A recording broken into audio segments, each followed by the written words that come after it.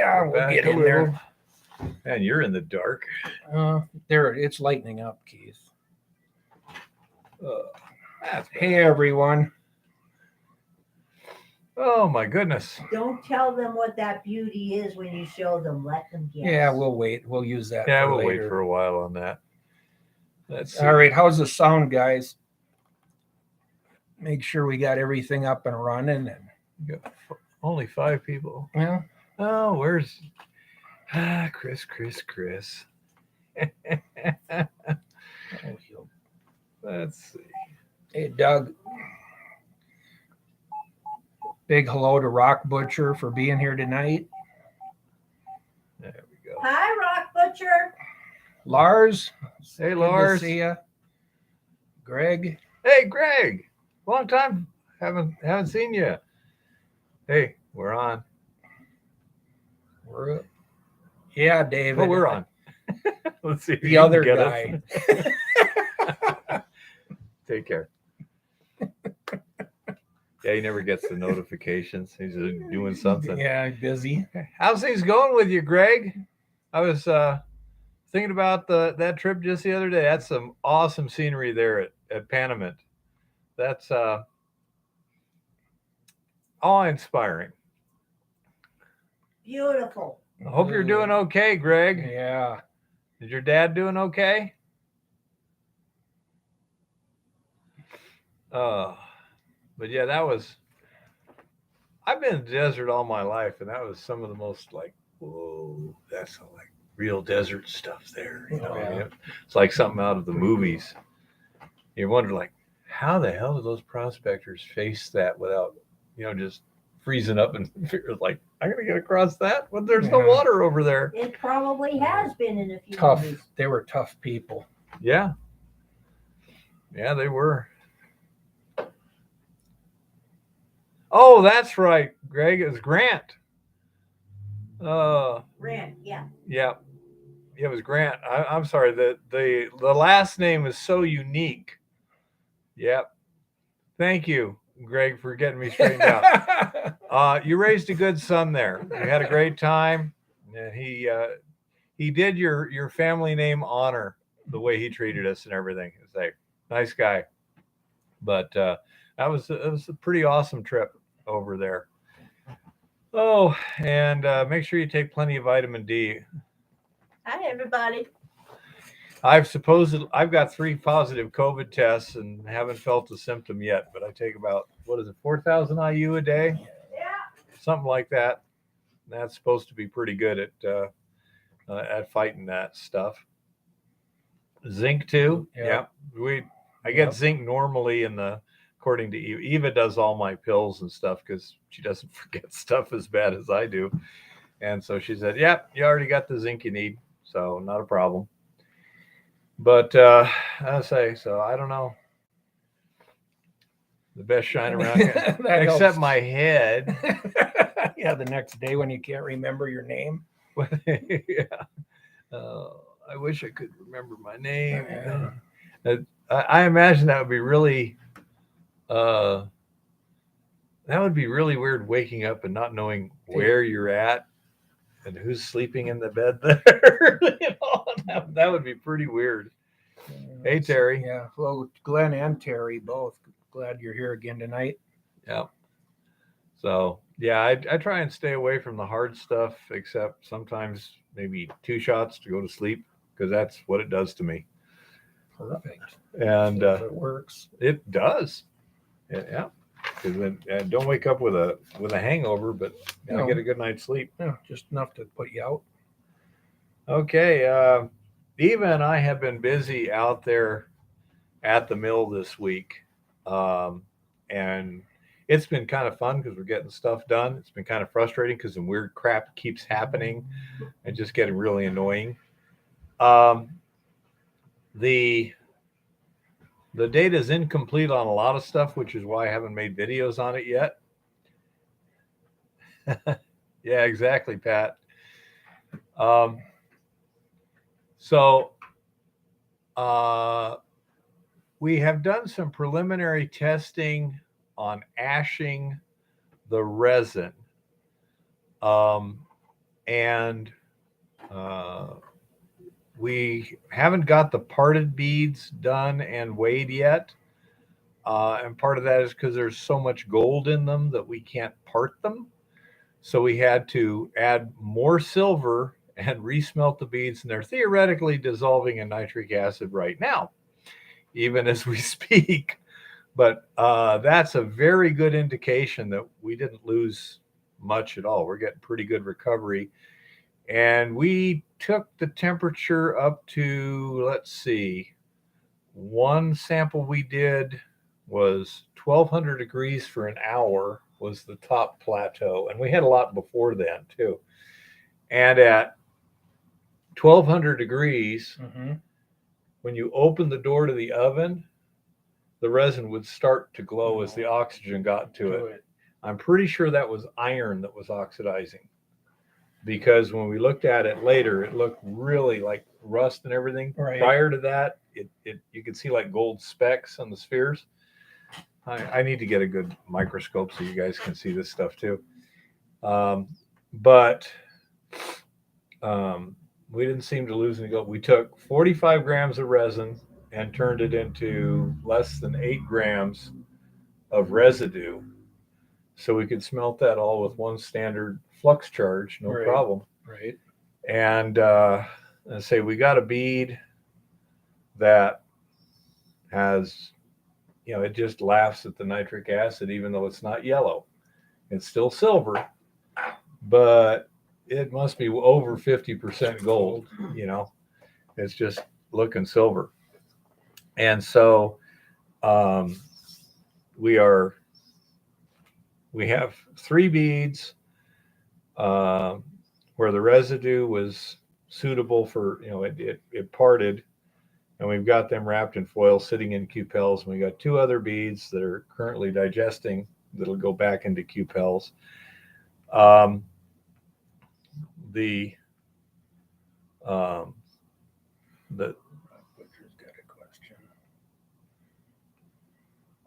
best I could, when you're talking a 2-gram bead, it doesn't pound very well at all.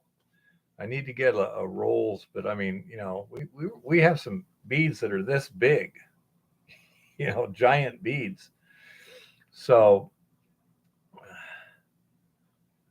yeah, I do it on a piece of steel in a cake pan. But yeah, I agree completely. Yeah, it's big. That's what I'm saying. I mean, we got beads this big that won't dissolve in nitric acid. So that's a lot of gold in there. Spread out that surface area as much as you can. And say, but I mean, this is resin, so I mean, it's not like rock. It'd be nice to have 10 grams of rock with a bead that big. But the preliminary data is very encouraging, but we need to get more before I make a video and post it, because we can't really draw any firm conclusions at this point. Working on getting the best agitation pumping setup for that tank going, and looks like you're winning there. Yeah, the problem is I need a pump that's designed for pumping slurry that doesn't cost $2,000. Yeah.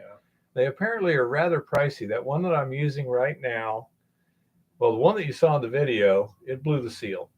Oh, really? Yeah, Tore it out in about 2 hours.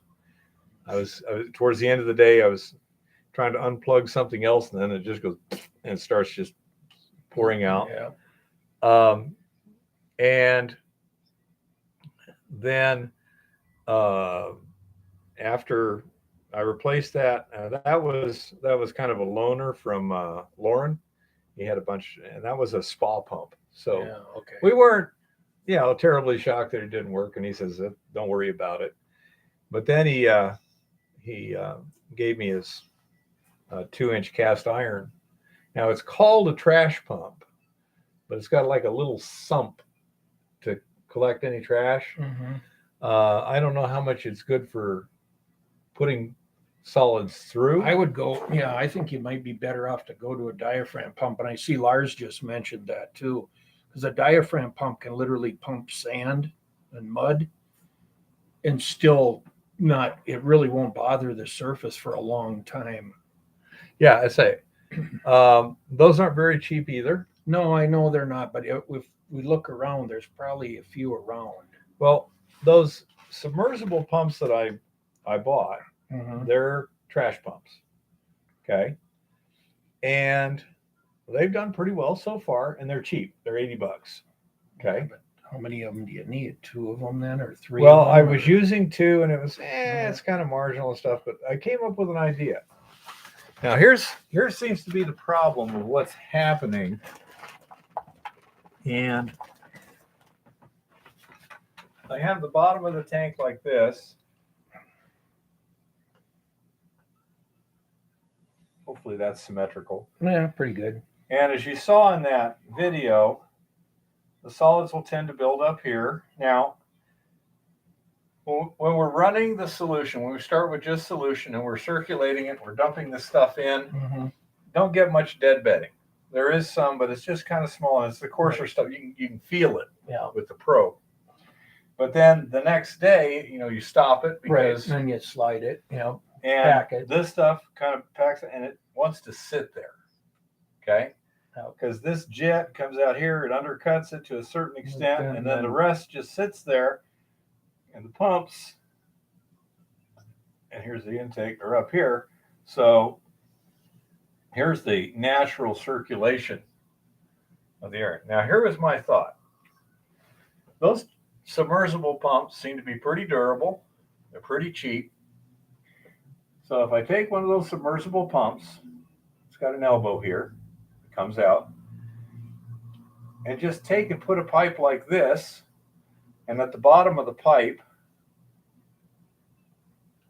cut some notches so that it can rest right on the bottom, Shoot out and then just hang it, through the top. because I can just drill a little hole and put an eye bolt, so I can hang it there.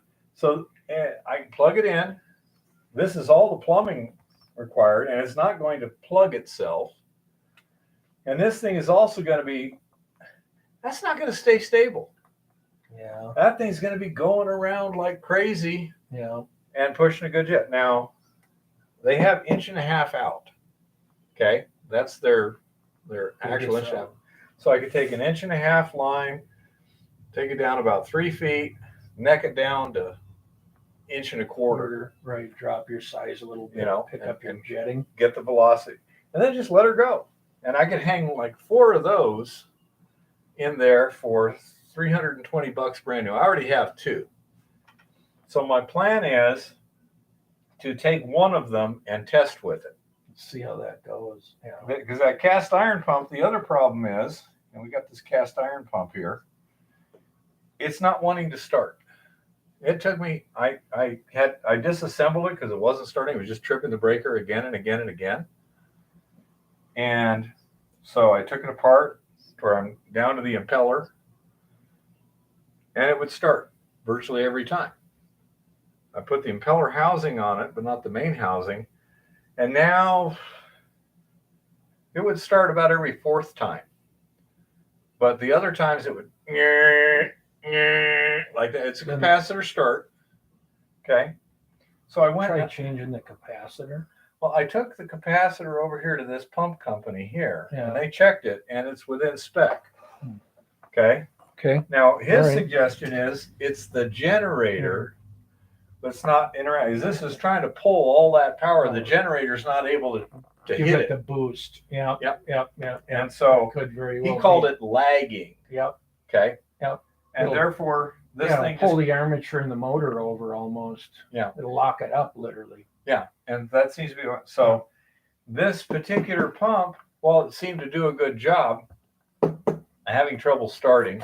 I'm going to try the other generator and see if it will push it. And so yeah, we could do that. Yeah, basically, Rock Butcher, the idea is just hang 4 pumps with a pipe, a jet pipe coming down, so it's right basically at the bottom. And it's just going to be swirling around like They'll this, float a little bit. and it'll run around and just do some Well, crazy shit. that'll keep your bedding from happening, I'm thinking. Yeah, my thought is it should be able to clear 18 to 24 inches. Yeah. Okay. And we have a 4-foot diameter tank. So if you have 4 24-inch, That should circulate it plenty. that should be fine. That should be, I would think so. And It's this, just 4 pumps that now you got 4 times the problems. You know, it'll be that one and then it'll be that one. that's fine. And you're just chasing That one them wears around. out. I say they're Oh, yeah, right. If you $79 can- each. if you can buy them cheap enough, you know, I guess you just Because to get a pumps. good pump like this, Yeah. Depending on where you get it, the minimum's like $700, You know, brand new. Yeah. So that gets pretty pricey. Here you could afford to easily have a spare on hand. Yeah. We'll see. It's easy to test because I have 2, and I'll just take one of them. This one's plumbed into the system right now as a priming pump, which, by the way, that works quite well. You know, because I got an overhead pipe coming out going to here. Yeah. So there's a turn check it on and check pump. valve here. Yeah, it primed just fine. Yeah. But anyhow, Cool. so that's my next concept as to what might work well. Again, the whole idea is to try and make it as inexpensive, reliable, and simple as possible. Yeah. Turn it on and go. Yep. 3 times the amps motor. Okay, it's a 10 amp motor and it's a 30 amp breaker. I mean, it's a 30 amp circuit. So yeah, we're running pretty marginal you're then. right. Yeah, you're right at the Yeah. edge.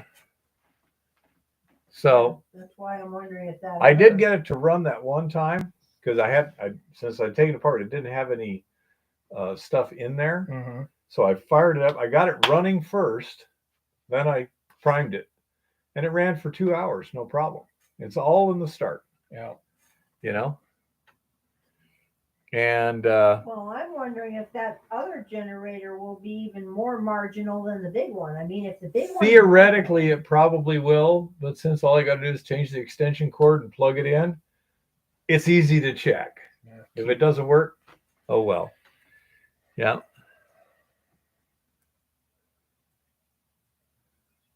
I'm not trying to get the stuff to slump down. I'm trying to get it to blow up and exchange. Just to roll it. Yeah, just roll it. But you'll always Hail get little- Tom! Yeah. Hail Tom! Hello, Tom. I can't weld the anything on the outside of a plastic tank. But yeah.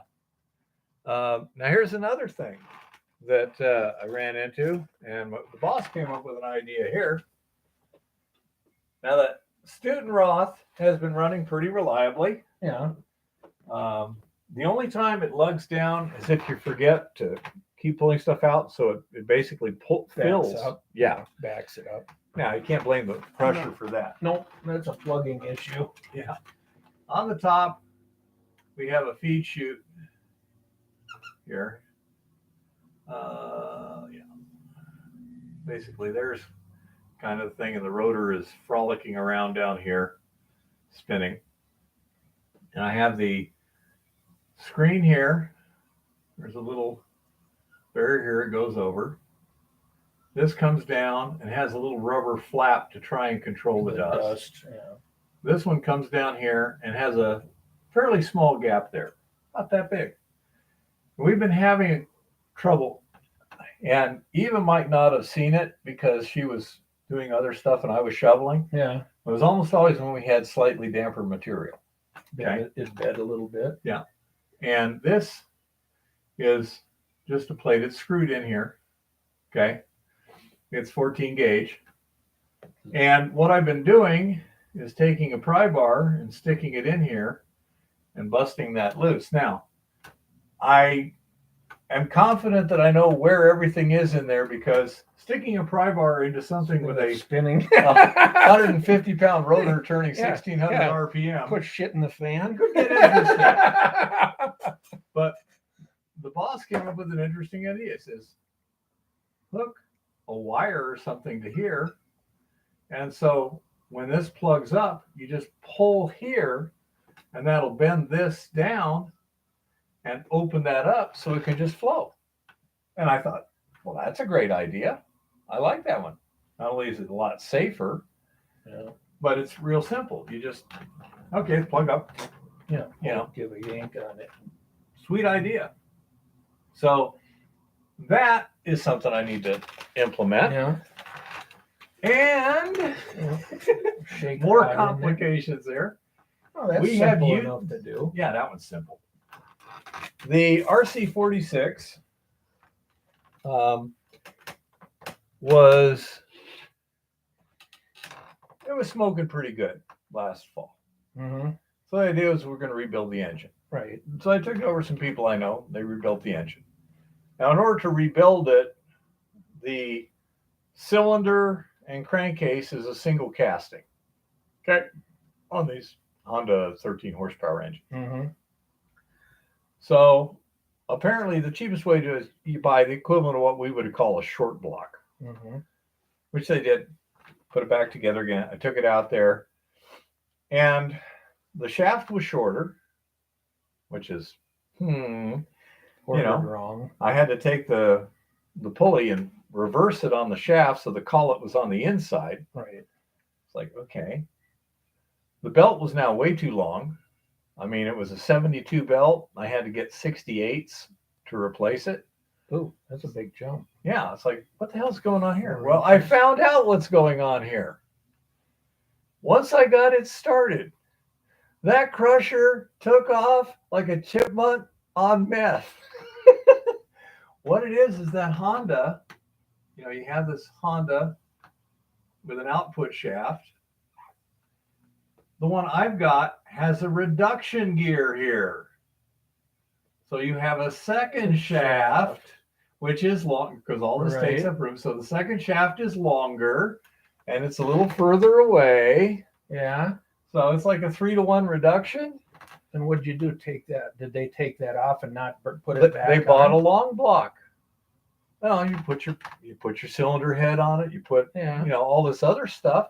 They didn't realize They didn't put that back. They didn't. Reduction back on. they didn't reduction because this is a full long block. That's a full long block.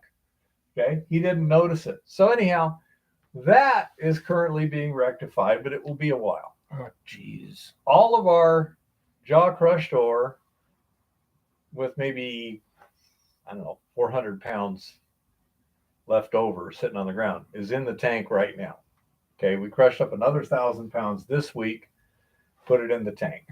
Okay, so we're done with crushing ore until this gets fixed, or we get that big crusher running. Right. Now with that, we need a pulley for the tractor, for the PTO on the tractor, the triple V pulley. And so the boss is going to work on that, see if you can get a triple V pulley. If you can, then we just got I'm to sure get you can. 3 big belts and put it on there. So then we can get crushing again. Yep. So we're kind of screwed there. Now, the roads open up this weekend, though. So pretty quick I can get back in the field. If it'll quit snowing. Where we're at isn't likely to be too much snow. Yesterday it got pretty low over here on the south side. Yeah, but it's not thick enough. No, I know. Yeah. It probably was all gone today, mud today, but Yeah. it was coming down. We were out in the valley farther yesterday. It was coming down pretty hard. It was like, Yeah. whoa. It wasn't bad yesterday where we were at. The day before, while I was working on plumbing in that cast iron pump, Yeah. I was getting hit with snow. It was like 40 degrees or lower, windy. He was in the truck with the heater on. Can't blame her. It's like it won't quit. Yeah, exactly. But anyhow, so we're very likely to be out of the mine here pretty quick because we don't have any ore we can run through the impact mill. Until you get some more. There's no sense doing anything except routine. Now we're gonna go ahead and service all the equipment and Organize make it these to little go modifications and stuff. Eva's been out there with me every day. It's been great because, well, first of all, she's OCD to a certain extent. So she does a much better job at keeping things organized than I do. And while it can be a tad bit annoying at times, it winds up with a better overall result. So I've got no reason to complain. Is it a jaw crusher, Lars? We're looking for a jaw crusher that'll crush down to like Quarter at inch least minus. half inch, Yeah. but quarter inch would be better. 3/8 or quarter. Doesn't have to be very big. Yeah, it's only Got impact or you know, like an 8x6 or something like that. I think would be about ideal for our Yeah, 'cause application. that big one's a big one. Yeah, it's a little big for what we want. You know, get everything stockpiled, fire it up, throw it in as fast as we can. Yeah, to keep it, because you You know? kind of want to charge feed it a little bit. Otherwise they don't crush that We good. want to get get the jaws as close as we can on that thing, Yeah, so that we can get as fine a grind. Because obviously, slowing that thing down is not going to make it slow at all. No, It's got a big crusher. awesome capacity. Your old one. But anyhow, Your old one. yeah, it's not a jaw crusher. Yeah. Otherwise, I would have kept it. But anyhow, so let's say we were working on that. We're going to be kind of expanding the pad a little bit by moving the berms out You just were a talking touch. about that. Yeah. So again, I've got lots of stuff to do. Eva's been a real help out there. I don't think, has a day gone by where you haven't said, weren't you supposed to? And incorrect? Pardon? No, a day has not gone by when I have not said that. At least once. Yeah, that's At least once. Oh, that's important. It's usually- Remind you. It's usually 2 to 4 times. But yeah, she's That's important. she's been a great help. I'm trying to think of 3 or 4 things at once, and either she can do it a lot better than me, which wouldn't surprise me in the slightest, or she's pretty much, keeping track of Yeah. the next thing No, to do. that's- But to say her mind is working better than mine. She's I'm focusing with her on the what you might call small muscle jobs, like the testing the solutions and doing the furnacing and this and that. Well, I focus more on the big Right. muscle jobs. But she's out there slinging buckets too. Yeah. That last 1,000-pound load, we did 500 pounds in a row, and then took a break, so because I needed to clean the filters out. Right. I needed to, we needed to do some smelting stuff and everything, and then we got back to it. I would say that we crushed 1,000 pounds in about 3 hours between the two of Not us. too bad. I was mainly shoveling. She was mainly slinging buckets, and I was dumping the buckets into the tank. Mm-hmm. And there was a couple little modifications we did to the crusher.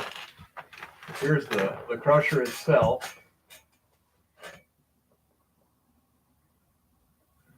Now this outlet here, I had like a box built around it, and then I was scooping the stuff out. Right. But when I'd scoop the stuff out, then it would be blowing dust out.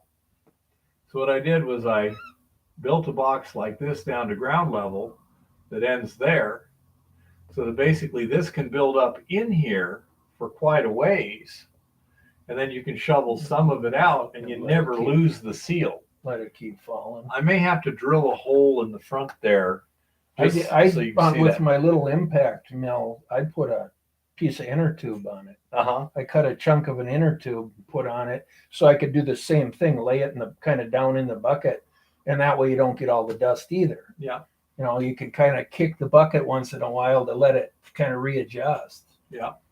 So I just installed that yesterday on this chute coming out here from the new feeder assembly. For whatever reason, Eva wanted the bucket out a little bit more. So on this thing here, I just screwed a piece of OSB, a little scrap I cut to push out there so that scale can rest against it about 2 inches out from there. Sure. And then up on top where we have the hopper, okay, see here we have the hopper, and here's the screen, and here's Eva over here, and Keith is shoveling into the hopper in this direction here, And because Keith takes really big shovels and has a bad aim, Eva gets pelted with rocks on a regular basis. Throw rocks at you. Well, and so if I don't do it exactly right, some of it would come over here. And she wasn't yelling at me too much, but I was trying to do what I could about it. So now Put a little top up there. we have a guard here on this side and on the back side, so that You got something to throw against.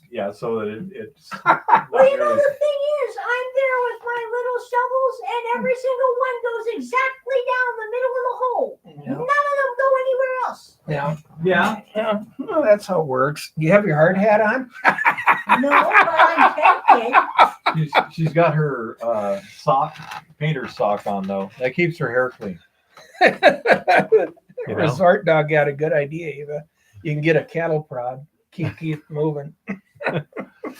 And Well, I just wanted to improve his aim. Yeah, falling rock sign. That's little what one, need. you don't Falling realize rocks. how many times I did it perfectly. It's the times that I didn't. I know. You 1 just- in 5 means every One rock bucket she goes gets in at 1 in 5 least once. means I get hit with 10 pounds of rocks on a regular basis. Well, not that much at one Yeah. time. Oh, well. But anyhow, so I made those modifications to the crusher, which we'll test out next time we're actually crushing anything. Oh, that'll help. And so that should help in a number of ways, but I need to try and get Yeah, this you other get- thing in there first. That would be good. I really like that idea. You You got just pound it. just Give it a vibrate it a little bit. just jerk it a little bit. That's a good idea. Because that, I say, it's just an L-shaped piece of sheet metal that's sheet metal screwed to the housing. Yeah. So this right here just hangs out in air, and I can just put some kind of attachment here, and then just run a rod or whatever. I mean, I could take an eye bolt, probably a Yeah, small eye just- bolt. I hate to put a little Thing irregularity inside, there, Yeah. but I could take that over and weld something to the back of it Backside, too. Yeah. Put a nut on the back. But anyhow, so that I think is a great idea. 'Cause I tell you what, I told Eva, don't even think about trying to clear a clog yourself. And she said, don't worry, I wasn't. Yeah. Because you No. get that. Yeah. Everything's moving. You don't want to be playing in there anymore. than you have What to. I was doing, I was putting a flat bar in like this. This is the end of the flat bar. Mhm. So this would hold me off, and I could feel this, and But if you turn that flat bar in the wrong way, Oh yeah. life can get way too Yeah. interesting. Hi, Mr. Virtue. Well, he was here before, wasn't he? Maybe Mr. not. Virtue? Yeah. I don't think today. Hi, Mr. Virtue. So I got those things to do, and again, we've got to do more now. That milligram scale that Lauren has was about $135, so I bought one for us so we can have it out there too. Sure. So we'll have much better scale. The ones I have, they're not really accurate to the last digit. No. That last 130. Oh, that's a good update. So we got that. And I say Eva's been doing a great job. Yeah, that's what I thought. I hadn't seen you for a bit. But so got plenty to do there. And then we got to get back to the mine too and get that going again. The ore grade we're running right now is less than what we had directly anticipated, but I believe we're getting some pretty good wall rock contamination. We haven't been trying to, too hard to avoid it. So with a little wall rock contamination, it looks perfectly it's on Right. predictions. Okay. Once we're down another 10 feet, then we should have, let's see, is that it? No, it should be this one. These are confidential numbers, but these are the predicted numbers Mm-hmm. that we're going to get into. See, that's where we should be at right now. So a little dilution, and what we're I at can vary you. makes perfect sense.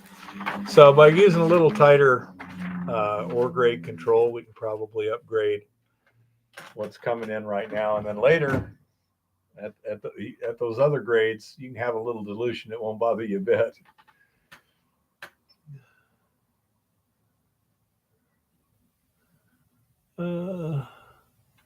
But anyhow, so I say that seems to be we're having a good time.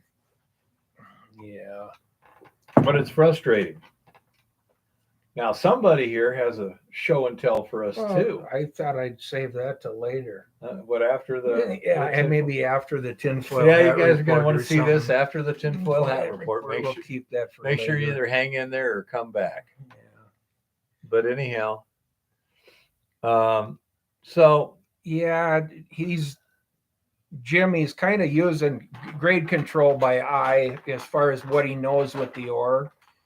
Keith's got it separated pretty good. He's pretty good at saying, that's that and that's that at this point. So, well, we have a lot of rock out at the ranch, which I was planning to start throwing through the RC46, and we got it kind of visually hand sorted by rock type. yeah. The idea being run these things separately through the RC46, take samples, and try and get a much more accurate idea of where the gold is, how it's distributed. Is there any particular type of rock where you say, oh yeah, when you see that, you want to get every speck of that crap. Right. Yeah. I don't know. Yeah. And so we shall see. But right now I don't have a jaw crusher, so I can't do anything. That's part of mining. Usually something's broke. Yeah, in this case, Rock Butcher, we have clearly a fracture filling vein inside wall rock, and in most cases we can identify what the wall rock is. We haven't been real careful, especially with the smaller pieces, to try and keep it well sorted, but we can try a tighter control, and just all the wall rock can go to the dump. Yeah. And so let's say that's it. Then when we go back to the mine, we're also going to start some ground control, routine ground control, because again, we're going to start opening up that decline, and this way we'll have a little stillage in there too, but also we won't be able to get to stuff. So if it starts falling, it can get a pretty good momentum. Right. You want to stop that. Yeah. You don't need that coming down on you. It's bad enough when it's coming down a slope. When it's free falling. I don't know. When it hits your wrist or something, man, it'll wake you up. Doesn't even have to be a very big rock if it gains momentum. One Rock University. One Rock. One Rock University. Are we Resu blasting? Rock, primarily we are using a demolition hammer. It works adequately on the vast majority of the rock. There is a small portion of the rock. There's a good chunk of quartz vein about this wide in general. Sometimes it goes out about like that or whatever. That is too durable for the demolition hammer. Quite often you can, it's already pre-fractured a little bit, so you can pry out chunks of it. When that doesn't work, we do have a Sierra blaster.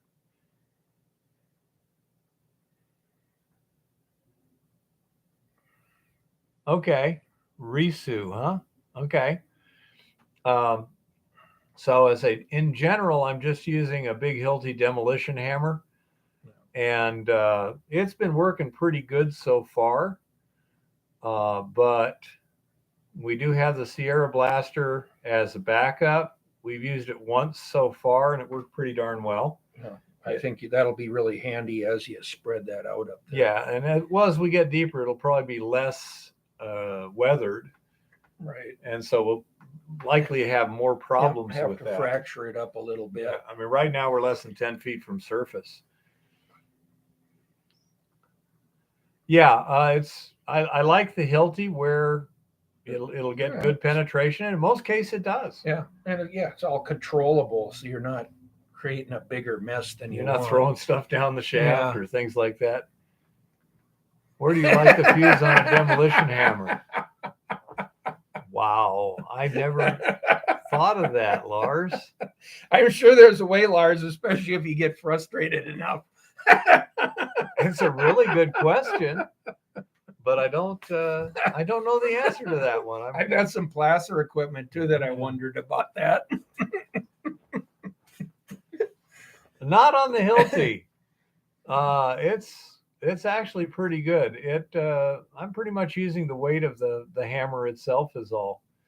So it may change as we get deeper, but for now, it's Right, you've been able to carve it out and go. yeah, it's and say that the target for this season is 1 ton per day ore mined, 1 ton per day ore milled. Now, for every day that the mill runs, we want to get a ton of ore through it. And for every day we're out there mining, we want a ton of ore. Now, that may work out to 2 days mining, 2 days milling, a couple of days off, doing other You'll have stuff your or whatever. Yeah, you'll have while your the lab mill's work doing and its your, thing. Yeah, testing and Hey, Jeff, what's the orientation of the vein?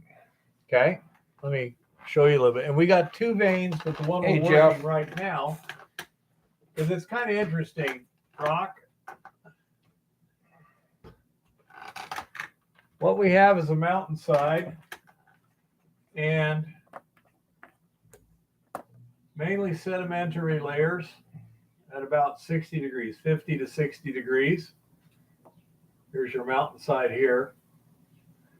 We have one structure we call Packrat Penthouse because there was a bunch of packrats in it. And it's a replacement vein in dolomite, it looks like mainly. It's very irregular. It's rich, highly mineralized, 30% iron. And well, actually 30% iron oxide, sorry. And so we have that.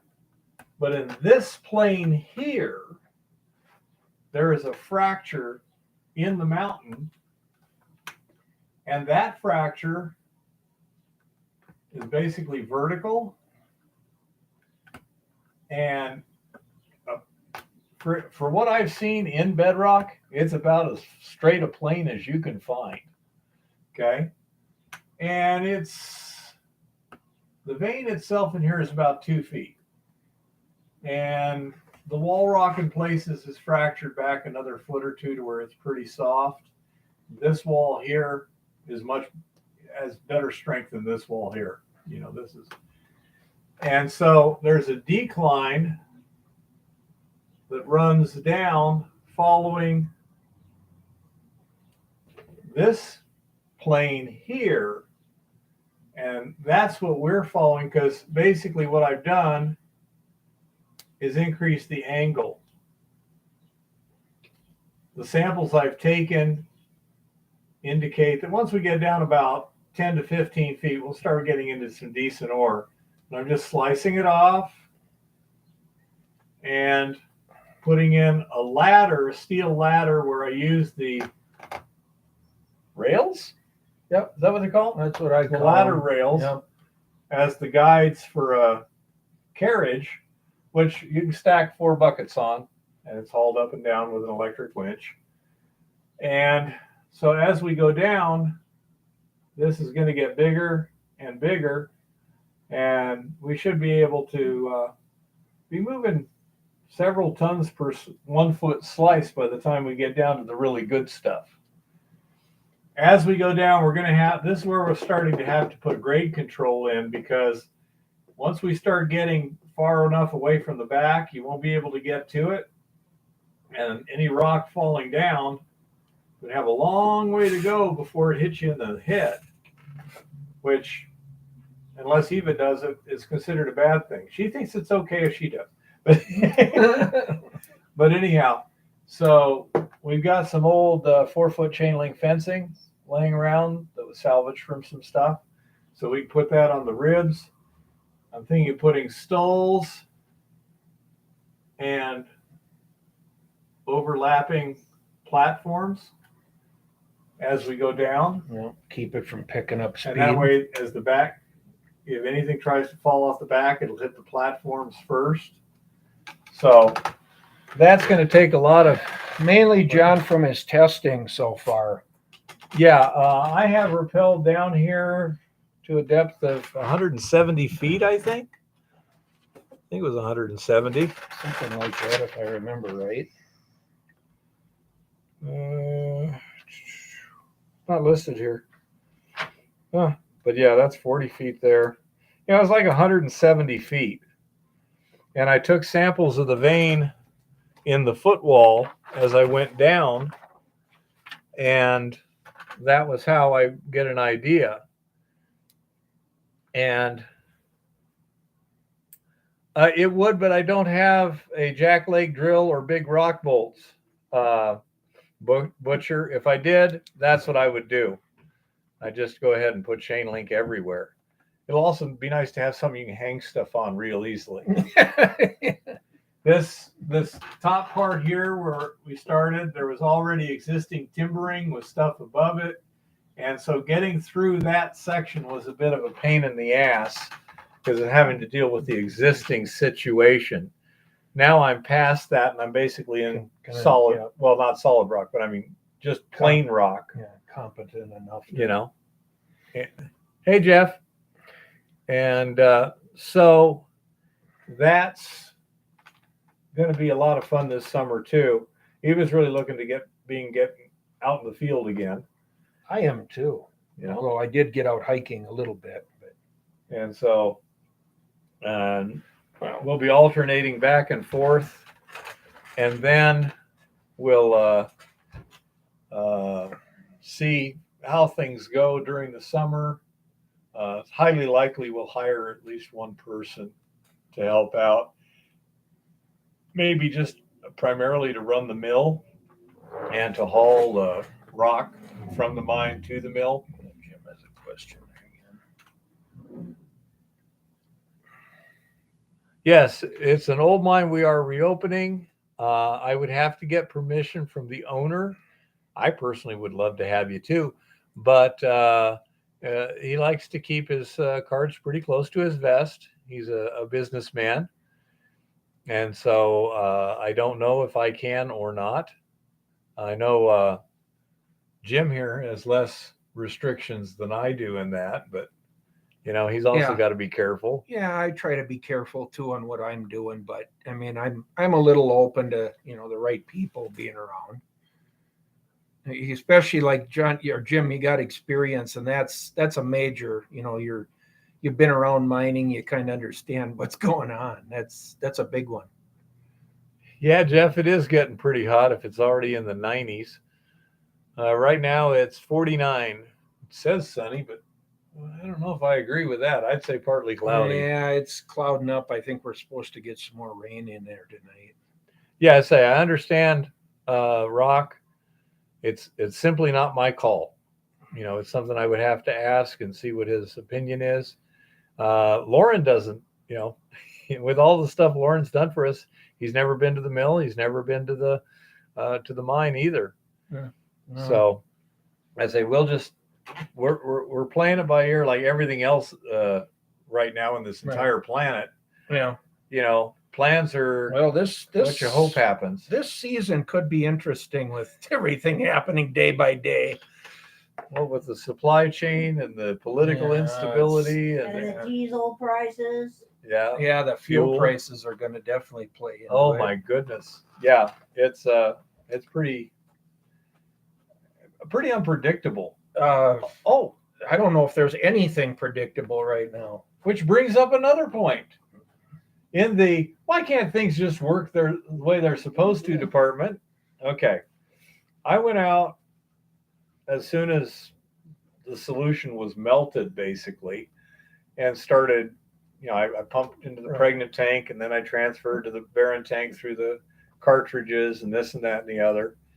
And then the next week it got so cold, even though I had the cartridge assembly inside the building, they still iced up. I went there one day, I'm going, this is just way colder than it was predicted. Right. So I went there and I took them out and dumped Yeah. slush Shot of everything. out of yeah. them. Yeah. and everything. And then next week or so started, doing things again. That first batch of resin, now in the cartridges, I had, I started with a 4 cartridge set, and then I went to a 3 cartridge set because it was doing so well. Right. And I turned the first one into a pure filter. So I had an extra cartridge full of resin. Mm-hmm. Plus, I de-loaded some of those cartridges because I was getting better recovery when it was lightly loaded and more of a fluid bed. Right. So I Had had some room to move. So I had extra used resin with me of unknown loading. So now I have cartridge 1 is a filter. Then I have resin 1, 2, and 3. Mm-hmm. Okay. This one I had brand new resin in. Okay. We got in 50 pounds of resin this winter to make sure that we had enough. Yeah. And both of these were partly used. Now, I was tapping here for the head grade.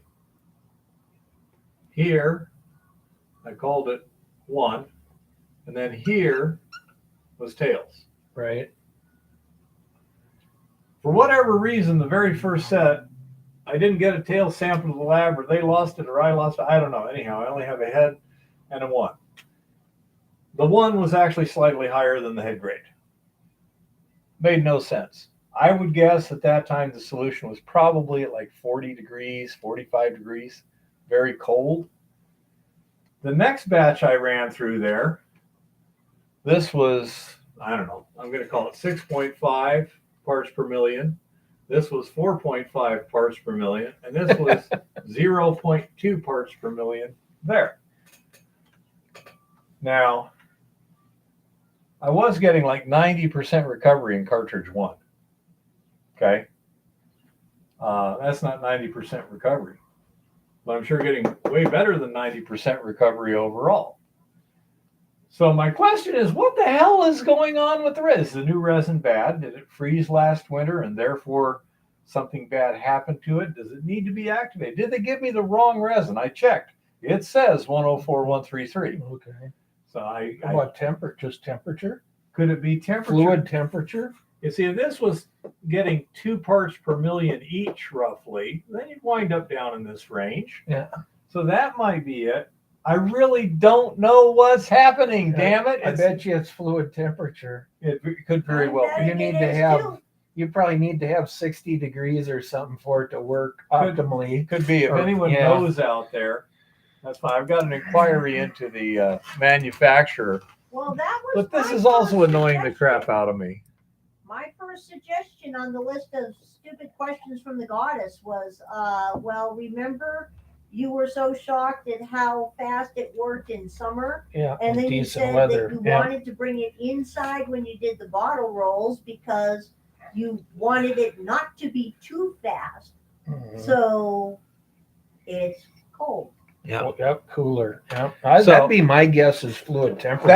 That's my guess too. It will be nice to know. Well, you'll know soon because you're going to get warmer weather, and then you'll know if that changes. That if that is critical, then what we may resin's like a plastic, and my guess is it probably has a certain amount of shrink to it in cooler. I have no idea. You also, in general, chemistry happens slower at lower temperatures. Right. But what we may have to do is next fall, when it starts getting cold, is put a heater on it. In line. Yeah, kind of like you do on a dredge. Yep. So that's an idea. Okay. Ours is a leach liquor. It's a little different, but this has a lot of similarities to distilling liquor. That may be our issue here. I'm dealing with so many unknowns that things tend to sneak up on me. For example, and Rock, you probably, I've only seen you the last couple of weeks, but here's an interesting situation. The, I don't have it here. The way we're recovering the gold from the resin at this point is just smelting the resin. And I found out something interesting. The drying temperature is very important with the resin. For a variety of reasons, after things weren't going properly, I tried an experiment, and I started with wet resin and then room temperature dry. Be nice if I could spell. Then 145 degree dry, then 250 degrees, and 400 degrees. And what I did was I took the wet resin, dried it at room temperature, dried wet resin at 140, dried wet resin at 250, dried wet resin at 400. The amount of gold recovered in a smelt went kind of like this. With this variance here, this would be about 0. So, I mean, roughly 50% of the gold seemed to disappear.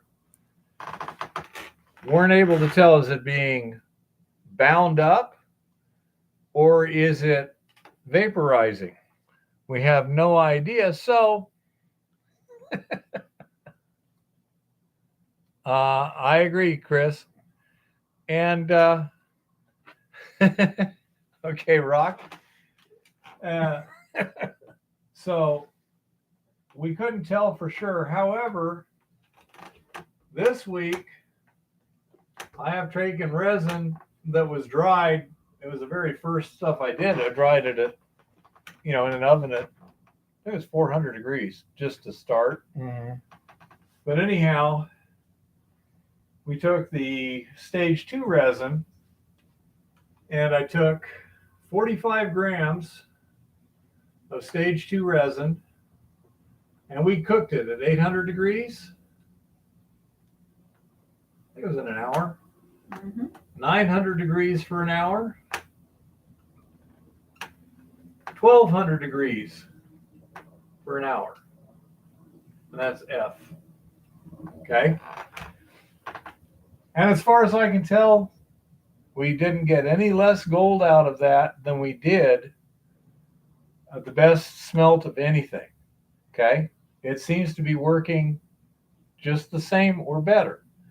I can't tell right now because the beads have so much gold in them, they will not part. Now, we're smelting it with a flux. We're getting a lead button. Then we're cupelling that into a precious metals bead. We've been in-quarting 1 gram of silver. And my interpretation of the literature and everything leads me to believe if you got 50-50 gold, silver, you'll get some dissolution, but it's not going to be too good. Right. You're not going to be able to go very far before you can't get into that sponge stuff. Right. You really want at least 2 parts silver to 1 part gold. So you increase your silver. Yeah. Well, this stuff, one actually turned into something that looked a little like copper, but that was it. The other one was still silver looking in hot nitric acid. So we must have had a lot of gold. Since you already started with 1 gram of silver, that's a pretty good amount of gold. Yeah. So we're interpreting that to, we're getting really good You recoveries. might be right and you might not be. But we will find out. But I mean, so it doesn't seem to be the ashing temperature that's critical, Rock. What matters is the drying temperature. Yeah. At least that's what appears to happen with our resin. And it should be noted that the goddess will be conducting experiments over the next couple of weeks. I understand, Rock. Another thing we just did this week was we precipitated the silver out of our parting acid by adding salt, salt solution. Yeah. We haven't, it's basically just sitting there in the beaker right now. We have to filter and rinse it and dry it Clean yet. it all up. Yeah. And then we'll go ahead and, go for it. Use that for further parting. Right. This is all that stuff that Prospector Trip sent me. Thank you, Matt. Yeah, I know the gold's still there. We added more silver to it and re-cupelled it. And now those 2 beads are sitting in acid right now. We put them in the acid just before we left. It is not hot because the ranch is on solar, and a 750 watt heater is way too much to do that. So since we don't want to run the generators when nobody's still there. So yeah, I say I'm not sure exactly what's going on, Chris, but we got new resin loading, and we can find out eventually. I will keep beating my head against the wall till I bust it down. Sometimes it gives me quite a headache, but it usually works. But yeah, Rock, that's what we're doing. Is say we added 1 more gram of silver to the one and 2 grams of silver to the other, where we expect there to be more gold. And resmelted them. We got some god awful big beads sitting in those cupels. That'll be fun to figure it out. Yeah. So say we got lots of stuff going on. Hey, blind dude. And say we've got a lot of fun going on, a lot of interesting stuff. And I'm taking videos as I go, but until I get a good conclusion or a good intermediate point, I don't post the video because I don't know what it is. Yeah.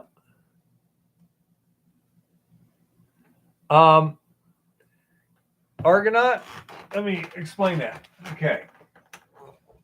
You start with your sample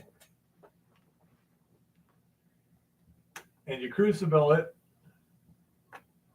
with heat, and we got litharge, which has lead. That comes out as a lead button with the gold in it. Okay. Now you can cupel that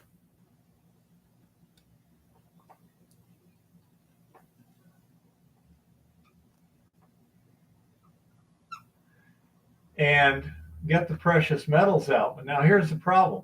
How much of the precious metal is silver and how much is gold? Right. In order to do that, you now need to take this bead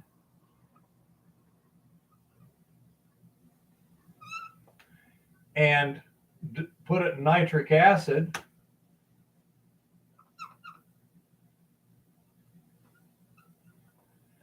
and dissolve the silver away. What happens is if there's not enough silver, you'll dissolve a little silver from the outside, then you form a non-reactive gold zone that protects the inside of the bead from dissolving. And so the amount of silver does 2 things. Number one, lead doesn't dissolve gold real well. It will in small quantities. But if you had a lot of gold, you might lose it because there's not enough silver. But the other thing to do is you're putting enough silver in there so the bead is at least 2/3 silver. 2 parts silver to 1 part gold is about the minimum you want to be able to actually dissolve all the silver away. Then you take the residue from that, you re-cupel it, and you wind up with a bead that you can say, okay, this is the gold that was in that bead. Not just what was the bead, but this is the gold that was in the bead. Now, we're going to do some experiments later where we try eliminating the silver and see, especially once we've ashed it and got it down to big concentrations, whether or not we take any losses for not using the silver. Because it would be nice just to go straight to a gold bead. Well, yeah, it'd be a lot simpler if you could once figure it out. But right now, the evidence seems to indicate that with no lead as a collector, the beads are so small from that. Right, it stays spread out, and you're not getting Yeah, they just won't settle you can't get efficiently it together to the bottom of the crucible and then collect into a recoverable chunk. Right. Okay. So that's where we're trying to figure out what's the most efficient way we can do this. Obviously, the less litharge, the less lead we can use, the better. The other thing is we're using 60 grams of litharge, and we just did 2 side-by-side tests. We started with 10 grams of stage 1 resin each. In number 1, we just left it at that. We did nothing. Number 2, we took it, put it in a clean crucible, fresh crucible, so there's no slag that can encapsulate it or anything. Right. And we cooked the bejesus out of it. Then we let it cool. We mixed flux and everything, and then we put both of them in and did the kind of a profile we would normally do on a straight resin fluxing. And we still haven't gotten the results of that completed yet. They're waiting to be final cupelled. But what we did notice, the lead button on the one that was ashed was significantly smaller than the button that was on the one that wasn't ashed. That means the reduction capacity of that charge was less, which means we've oxidized something that was reducing litharge. So we've got plenty of litharge in that now to essentially smelt 45 grams of resin, whereas the other one was only 10 grams of original resin. So if we can ash without losses, it's going to speed everything else up quite a bit, Right. quite a bit indeed. And Hey, smoking. yeah. So anyhow, say these are all the kind of fun things we're doing right now. And I say I am taking videos, but until I get some results and I can say, okay, I have a conclusion now that I feel pretty confident that you can in. add into the video. Yeah, I'm not doing much in terms of making a video. Possibly, Chris, definitely getting lots of oxides of iron. Another thing that we might do, because iron itself would also reduce the lead, be a reducing. Right. We might try and do an elution of the resin first with something that'll get the iron but leave the gold. Another thing that might happen there, we might have resin that's got so many binding sites. Mm-hmm. Okay. And when we're reacting it with the solution, the binding sites are filling up with gold and some iron and some this and that and the other. Right. If we can wash that other stuff away, we might then be able to take that same resin, put it back in circuit, and get more gold into it. Maybe. And get you a higher concentration. end gold concentration by doing that 2 or 3 times before you ash the resin or whatever. Yep. And in the long run, we'll probably be looking at elution of the resin too to see how well that'll work. We're also looking at possibly direct electrowinning the silver from the parting solution, because once you start putting salt in the parting acid, you now got chlorides in there. Right. You don't really want to use that for parting anymore, because now it's wasted at that point. Yeah. It's got to go. But if you just directly electroplate, and Chris sent me a link to something that unfortunately, because I hadn't set the preferences right on the thing, I don't have that link anymore. But what would the anode be in that cell, Chris? Carbon? I'm thinking a carbon rod would do pretty good. The salt I was talking about was adding salt to the parting nitric acid, the nitric acid that's dissolving silver. Because when you add salt to it, the silver precipitates Right, silver drops out. as silver chloride, and almost nothing else does. So you can recover the silver in pretty pure form that way. On the other hand, we may just be able to put in a silver wire and plate it directly and then use the nitric acid again. Yeah. Well, We shall nice see. to be able to salvage as much as you can without having to waste. Yeah. For stirring, carbon rod is fine, but I'm talking about in an electrolytic cell and nitric acid, where we're trying to plate the silver nitrate onto a silver cathode. I would think that would be an extremely reactive environment to throw any metal in this anode. I think you'd be dull. Yeah. We can also do that, but you have to dilute the nitric acid, if I'm not mistaken. And so then you wind up getting rid of the nitric acid also. Yeah, so you create too much waste if you can avoid that. Sugar reduction? Wow. Never heard of that one, but that would be nice to prevent chloride contamination. If you just put some sugar in there and it'll precipitate out the silver, that'd be cool. Be interesting.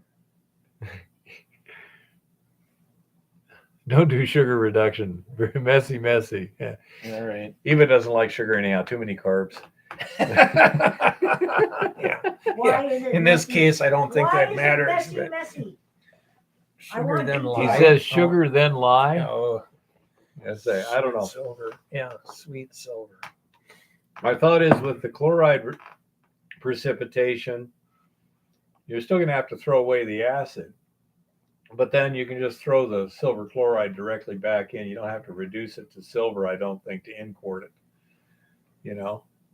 By the way, quick question. Silver chloride, is that AgCl or AgCl2? Quick, who can answer? Didn't know you were going to get tested, did you? Have I ever burned sugar? Yes. Oh, yeah. Something you do in a way. 2? AgCl2? Okay. Hardly a trick question, Chris.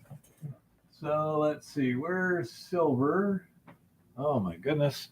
Let's see. So silver, atomic weight 107. Chlorine 35. So 107 to 70. 107 plus 70 equals 177. so we got 107 divided by 177.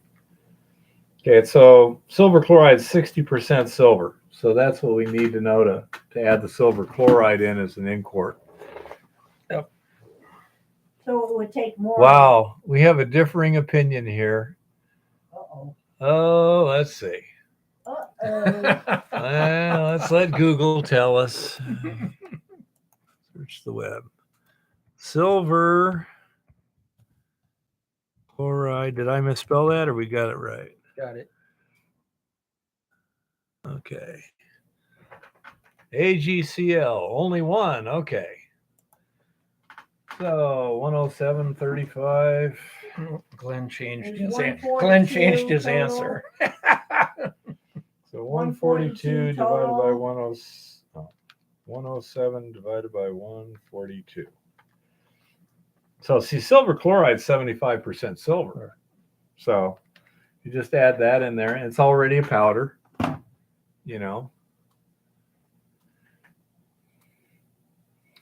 So anyhow,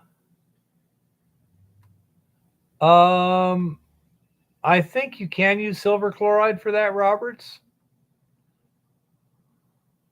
Yep, you're correct, Rock. Yep.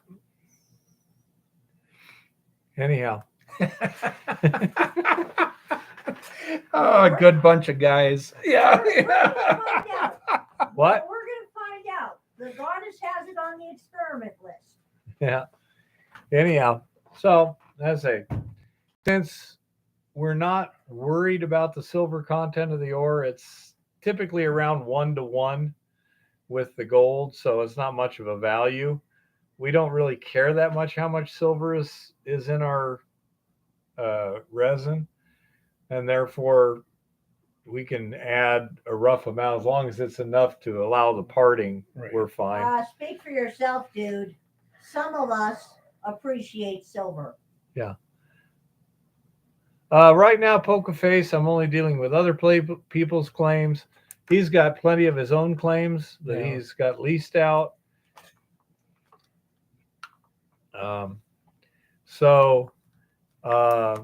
Say right now, I used to have some of my own claims. They didn't turn out well, and I haven't bothered to do anything else. I've been pretty damn busy, you know. So I'm having a good time here. Yeah, you can do silver colloids for health reasons. I think they're also a good antiseptic if you do it in the right way. I think silver chloride solution is a good antiseptic. Silver nitrate is a good antiseptic and antifungal too. Oh yeah, silver nitrate. That's what Antimicrobial. I was thinking. Sorry. Yep, you're all right. You use it in ice. Now our silver nitrate solution would be really antimicrobial because it's also pretty strong nitric acid. Yeah, well, Yep. it might be detrimental to your health at a certain level. Just a little bit. Just a teensy weensy. It might not really help you. Yeah. So. Well, if you ingest too much silver, you turn blue. Yeah. Oh, and that's another thing too. The beaker that's sitting there with the silver nice. Chloride layer on the bottom. Blue-gray color. It's blue on one side and it goes white on the other because the light's coming in from one Through- side. Yeah, it's getting blue. Bleach is quite basic. Yeah, they also add sodium hydroxide to bleach to stabilize the. It's not perchlorate, is it? Hypochlorite. Yeah. Yeah. So yeah, bleach is it's nasty stuff. Well, I know he's full of BS, but he might have got an MS. I'm not sure. Pretty handy to have here. I don't know think that. he's actually got a degree in chemistry, although he's a very smart guy. I think his original focus was mainly on electronics, but I'm not sure.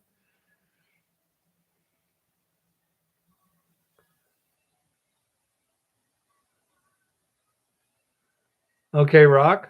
Good. We shall see Thanks, what Rock. happens. Yeah.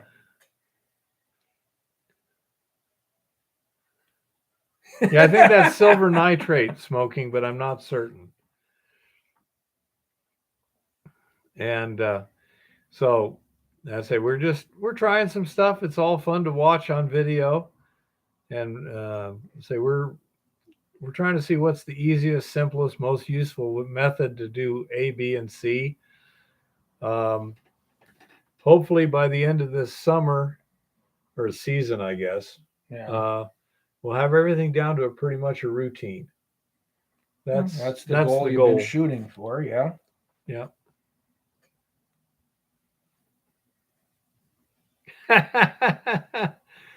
Really, Lauren? Well, you're evidently using gloves too much. No, Hi, Lauren. yeah, not talking just the last weekend. I don't think you touched that bottle this weekend, so that you must be weeks old. My goodness.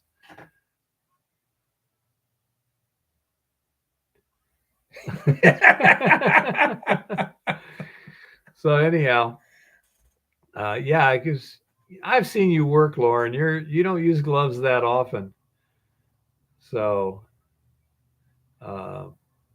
it should have worn off quicker than that. Mine are clean. Well, not clean, but I mean it doesn't have those stains. No, I've never got knocked over by a blast wave, John. I've set off a lot of blasts. You can feel them sometimes, though. When you're rock blasting, you shouldn't have that much concussion, not unless you're cast blasting.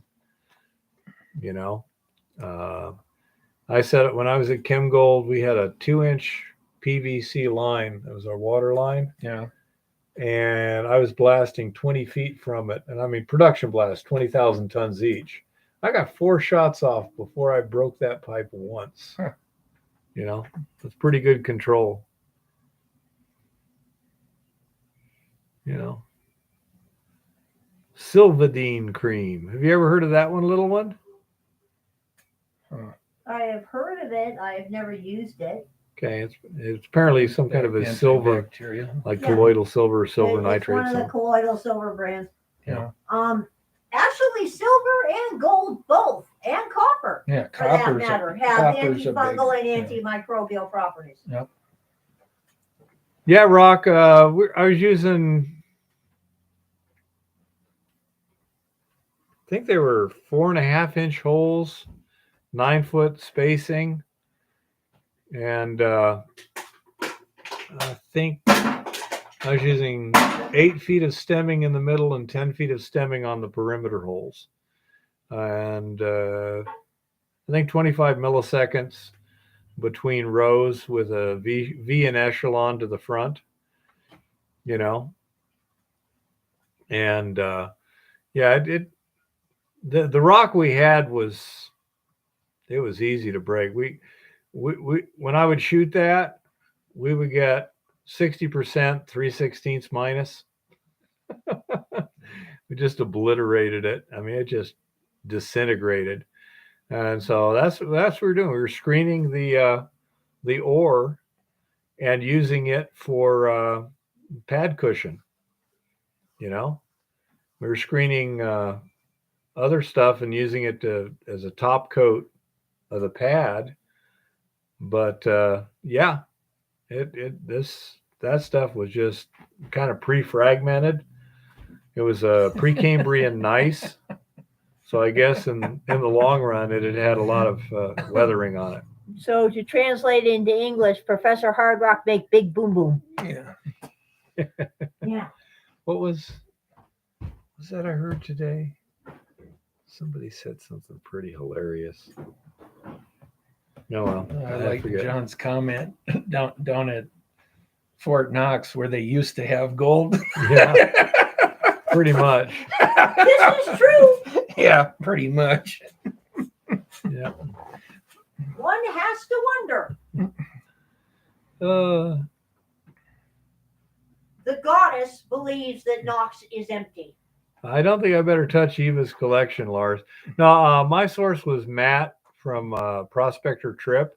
He's been doing his own refining and stuff.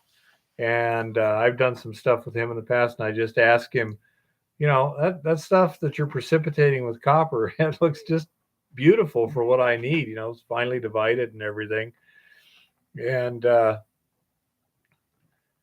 I don't know, Roberts, but that would not surprise me a bit. And you offered to buy it? Yep. Yeah, that'll be an interesting day in hell. So anyhow, so he sent me some and we've been using that, but eventually I'm going to run out of that, and that's why I want to just recycle it. So we're going to, you know, this batch we're doing the salt precipitation method, and the next batch we can do either the electrolytic, because I do have a good power supply, and that might be kind of cool. Or we could also do the copper precipitation. You know, we'll just play it by ear and have fun as we go. Find out what works the best. Yeah, I get to have fun. I'm now retired. It's fun. Well, the goddess likes salt. Salt? Oh, the salt method? Yeah. Okay. The goddess likes the chloride precipitation method. That's getting to be a popular sport there, John. No, the garage sale estate sale for silver thing. Pretty soon somebody will start faking it. Yeah, there's people running around. That's what they're looking for now. You know, Absolutely. I that can and sell hot you sauce. this punch, which says Sterling on it, so you can go bang Yeah. every one of your knives. Some of us know better than that.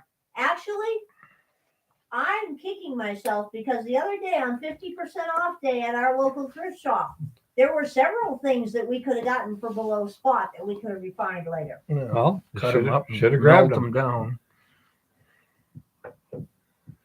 Yeah, Argonaut, I imagine, and they use, they set off a lot of unexploded ordnance and stuff like that, and you get some pretty good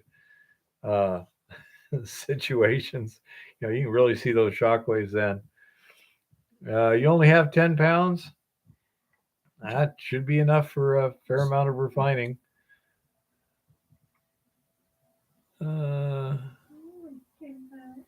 Yeah, I don't want that, Roberts. I want simplicity. Just sodium chloride when I'm using it. Yeah.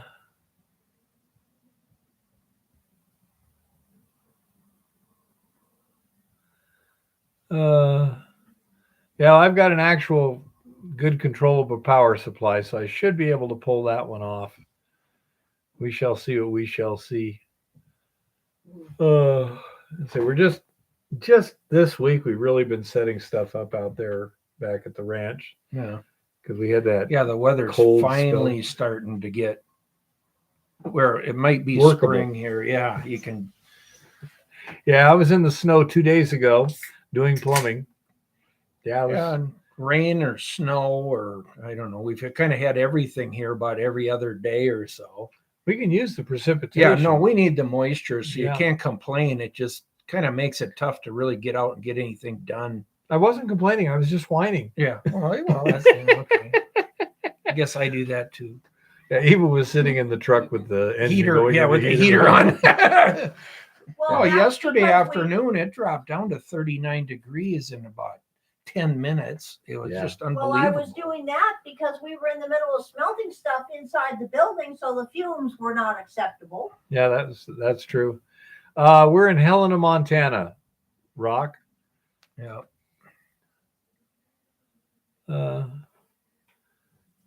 I've got plenty of cheese. Thank you, Chris, but I appreciate it. I like the Walmart brand finely shredded cheddar, mild cheddar for my With the quesadillas. wine. Oh my goodness. With It your looks wine. like the tinfoil hat Some of goddess. us like Dubliner by Kerrygold.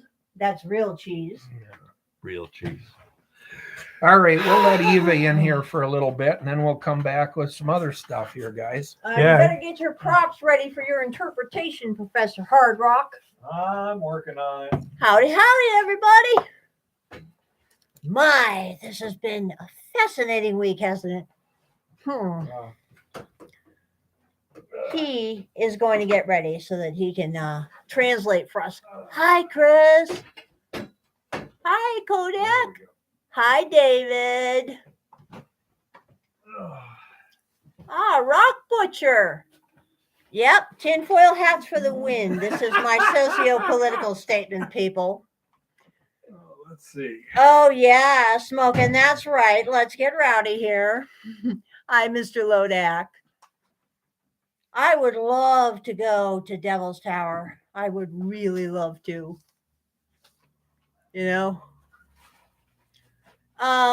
Lars, it's been basically all 4 seasons in about 3 days here lately. The day before yesterday, we were up in the mid-70s and it was gorgeous.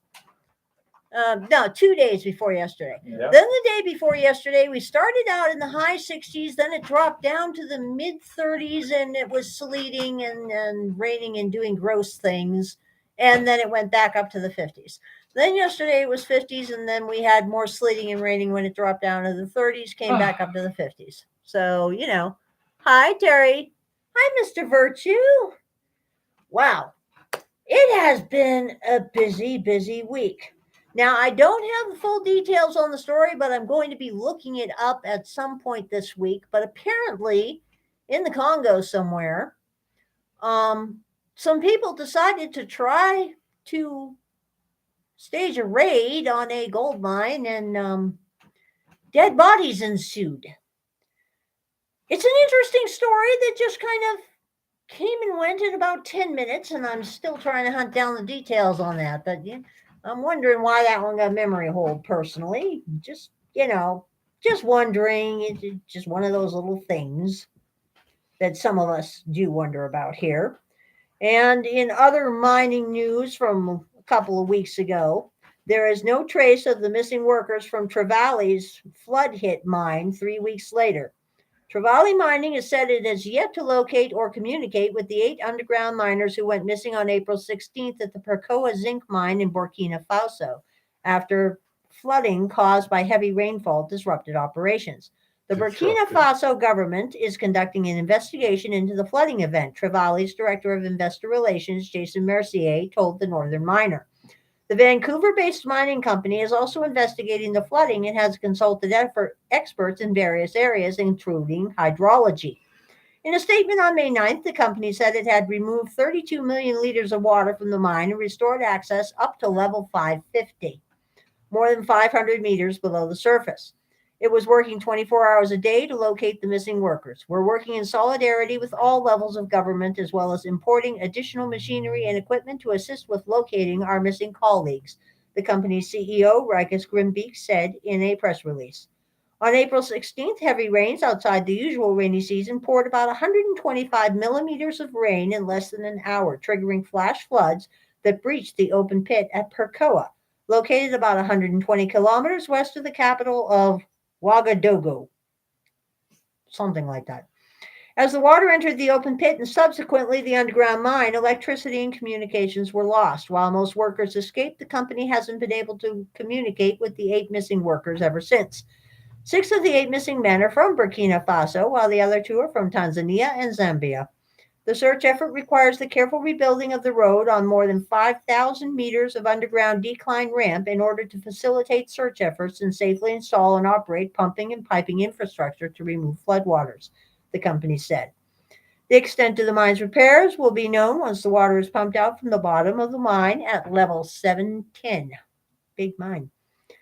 A McKinsey & Company report published in 2020 stated commodities like iron ore and zinc, based on their location, are more exposed than other materials to extremely high flood occurrence. Flooding affects some commodities more than others based on their location. In our analysis, iron ore and zinc are the most exposed to extremely high flood occurrence at 50% and 40% of global volume, respectively. The Percoa mine produced 316.2 million payable pounds of zinc in 2021 and generated the bulk of the company's revenue. Trevali owns 90% of the mine, while Burkina Faso holds a 10% interest. Midday Monday, Trevali's shares were down 11% on the TSX following the company's updated statement. Those poor miners. Really not much to be said there. As I said, there is still that memory hold story of a gold mine raid of some kind that happened in Africa. In other foreign mining news, the situation in Peru continues to unravel at a rather startling pace. News reports are fairly thin at the moment from what you would call typical sources, but there seems to be pretty much fundamental incompatible differences between the mining community in Peru, the government in Peru, and the mining companies themselves in Peru. There is stronger talk of nationalization, just as there has been now nationalization of some mines in Mexico, and several other South American countries are looking at nationalizing parts of their mining industry as well. This could be the beginning of a disturbing trend. What did make the news also down there in Peru was a couple of stories that came out from the environmental sector concerning the use of mercury in rainforest areas and catchment areas in placer mining by artisanal and small-scale miners. Apparently, some environmental studies groups went in and started surveying forests and taking samples of bird feathers and trees and things of that nature, and discovered, to their extreme shock actually, some of the highest levels of mercury contamination found anywhere ever on the planet in the trees in that area, because apparently what's going on is, of course, the miners are using mercury amalgamation, and they are heating this mercury without the use of proper safety equipment. which leads to all kinds of very, very serious and disastrous environmental side effects. The animals are contaminated. The land is extremely contaminated. What I found interesting about this little rash of articles and the small amount of public outrage that showed up in the NGOs and environmental groups that are always up in arms about mining was nobody discussed any testing of the people. I found that very interesting. I can understand being very, very concerned about poisonous trees. I can understand being very, very concerned about poisonous birds. That makes sense too. But nobody mentioned any testing of the people, and nobody got into any details as to who these artisanal and micro scale miners are. Are they indigenous people, Aboriginal people? Are they outsiders? Who is running these really dirty and highly dangerous and poisonous toxic operations? That would be nice to know. I will be watching to see if more news comes out on this, but somehow I rather doubt it will, because something tells me that if you actually dug into the story, it might bring up some opinions that would be contrary to the narrative that people are trying to put forward in this particular case. That would not be the first time this has happened of late.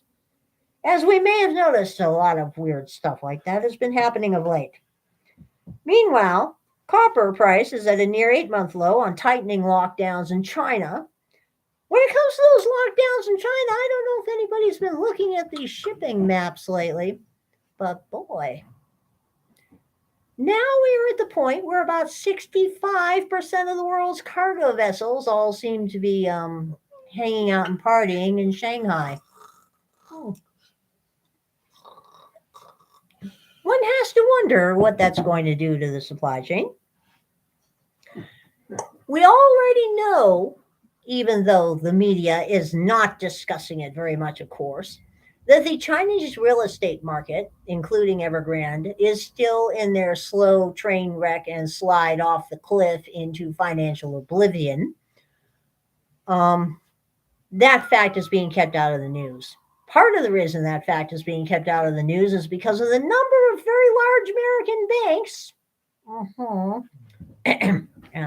JP Morgan, etc., that have a whole lot of American money tied up in this Chinese real estate market that has more than crashed and burned. It's not the only thing that's crashing and burning in China at the moment. These COVID lockdowns in Shanghai and other areas have caused an extreme slowdown in manufacturing. They've caused an extreme slowdown in planting, in utilities, in a wide number of other things, including but not limited to the ships that are just not being offloaded in Shanghai, and the empty containers that are not being loaded with stuff that is supposed to go everywhere else in the world. The slowdown in industry is part of what leads to the copper price being at a near 8-month low. Copper prices fell to their lowest in almost 8 months on Monday as tightening lockdowns in China stoked worries about demand, with the stronger dollar further weighing on the market. That stronger dollar is really interesting there. Copper for delivery in July fell 2.6% from Friday's settlement price, touching $4.15 per pound, or $9,139 per ton, midday Monday on the COMEX market in New York, the lowest since September 1st. The most active June copper contract on the Shanghai Futures Exchange was down 0.6 cents at 71,740 yuan, after dropping to its lowest since March 16th. Investors are waiting on China's April trade data due later in the session to gauge the scope of disruptions from COVID-19 lockdowns. Shanghai authorities were tightening the citywide COVID lockdown they imposed more than a month ago, prolonging into late May an ordeal that China's capital, Beijing, was desperate to avoid by turning mass testing into an almost daily routine. Nonetheless, strategists at Commerzbank expect copper to recoup its losses by year-end. At the end of the current correction at the beginning of May, the copper price has slipped to its lowest price since mid-December. We expect higher copper prices again, said the bank. At the end of the year, we see copper at $9,500 per ton. So here we have Shanghai. I don't know if any of you have seen some of the more disturbing videos that pop up here and there on social media. Many of them have been confirmed by actual real people in the world. Very, very bizarre things are happening in Shanghai. And, well, according to the CDC, this coming winter is going to be a winter of massive illness and death here in the United States because apparently COVID's coming back. Isn't this lovely? I just love this kind of thing. COVID is supposedly coming back. They're expecting perhaps 100,000 to 200,000 serious cases this coming winter. Death, mayhem, doom, gloom. And by the way, they're planning to ration shots to those most at risk. Now, the question here is going to be, who do they consider most at risk? Since at the moment, these same companies that release data that showed that young children, for instance, are trying to get permission to use inoculations on young children.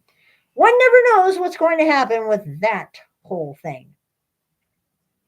In other news, we may have noticed that Lord Malarkey is planning to make pronouncements tomorrow on inflation.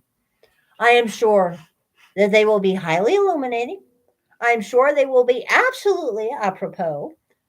I'm sure they will be soaring rhetorical bullshit such as we have yet to see. And considering some of the things that have come out of this administration, that, my friends, should be very interesting. I personally will not watch because Lord Malarkey gives me hives. And, oh, did you hear? It's now pretty much been decided that Lord Malarkey will probably never be entertaining in the actual Oval Office in the Albino McMansion because they can't outfit it with a permanent teleprompter for some, for reasons. It can't be outfitted with a permanent teleprompter. So all of Lord Malarkey's appearances are going to happen in the soundstage in the office across the street from the Albino McMansion. Isn't this lovely? At least it will preserve the furniture. I mean, really, it should be a breeze to clean the Albino McMansion since Malarkey is never there.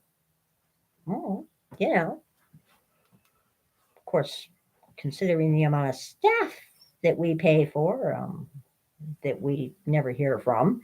Speaking of staff, we all know that little Red Lion Hood is going to be leaving. And I'm sure you're all as devastated as I am, Apparently, the new and improved model of mouthpiece of Malarkey is in an intimate relationship with a personality at CNN. This is absolutely normal, of course. I think it was CNN's turn, actually, because the last time they chose a mouthpiece of Malarkey, they chose one that had ties to MSNBC. The time before that, they chose one that had ties to CNN and former ties to, I think it was MSNBC, but it might have been ABC. But at any rate, I think it's back to CNN's turn again. And after the terrible debacle that has occurred with CNN Plus, heaven knows CNN needs all the exposure they can get. So I'm sure we will wish this newest mouthpiece of Malarkey every bit as much success as we wish little Red Lion Hood. I will miss her, though. It has been so long since I've seen somebody who can absolutely lie with such a straight face the way she can. It's positively amazing. She would be incredible in a poker tournament. You got to admit it. So, let's see what else is going on in the news. The gold market is to look past the Fed rate hikes. Now, notice the Fed actually made a rate hike this week. I believe it was a whole 25 basis points. I mean, this is shocking and disgusting, and they're probably going to pull back on it because the market was not happy at all. Last week's release of first quarter GDP data was a disappointment as GDP sank by 1.4%. Now, mind you, they say GDP sank by 1.4%, and if you use typical federal government math, that means it probably actually sank by closer to 2.5%, but they're not going to tell you that anyway. No, put in Analyst inflation expectations were calling for a rise of 1%. Really? The surprise decline The surprise decline may signal a recession ahead. No shit, Sherlock. Optimists, however, say the GDP number may not be as bad as it looks. Oh, of course it may not be as bad as it looks. As a matter of fact, somebody was saying just the other day that the American people are too focused on inflation. We don't realize how good the economy is doing right now. I mean, obviously, we just can't see the forest for all the trees here. And that's all it is. Can't see the party for the confetti. Yeah, exactly. Can't see the shit for the sandwich. They point to issues including inventories as well as imports and exports. Someone needing to purchase a new stovetop for their kitchen, for example, may have to wait a year to get it due to supply chain constraints. That hurts sales without a doubt. Imports are up while exports are down, which also affects GDP negatively. Stocks largely ignored the poor GDP report. Good stocks, good stocks, good stocks. The gold market didn't show much reaction either. Investors may now believe the Fed will continue posturing to fight inflation. Realizing they are so dramatically behind the curve, central bankers are unlikely to change direction in response to a single bad report on the economy. Especially when some underlying components of the report were strong. I hate to break it to you, but I read the report, and I actually am pretty good at understanding government math. And I didn't see anything strong in there, at least not anything strong in a positive direction. The Fed feels the economy is still strong enough to absorb higher interest rates. Well, considering that they're not raising interest rates that much. With inflation running completely out of control, the Fed may even act aggressively on raising rates in the next few months. Oh yeah, 25 basis points at a time. We're going to get there in about 30 years. To that end, the central bank is expected to hike rates by this week 50 points rather than 25 basis points. Oh yeah. Oh, I'm staggered. I am just blown away by their sheer bravery. Stunning. So stunning and brave. This could be repeated in the following Fed meetings as well.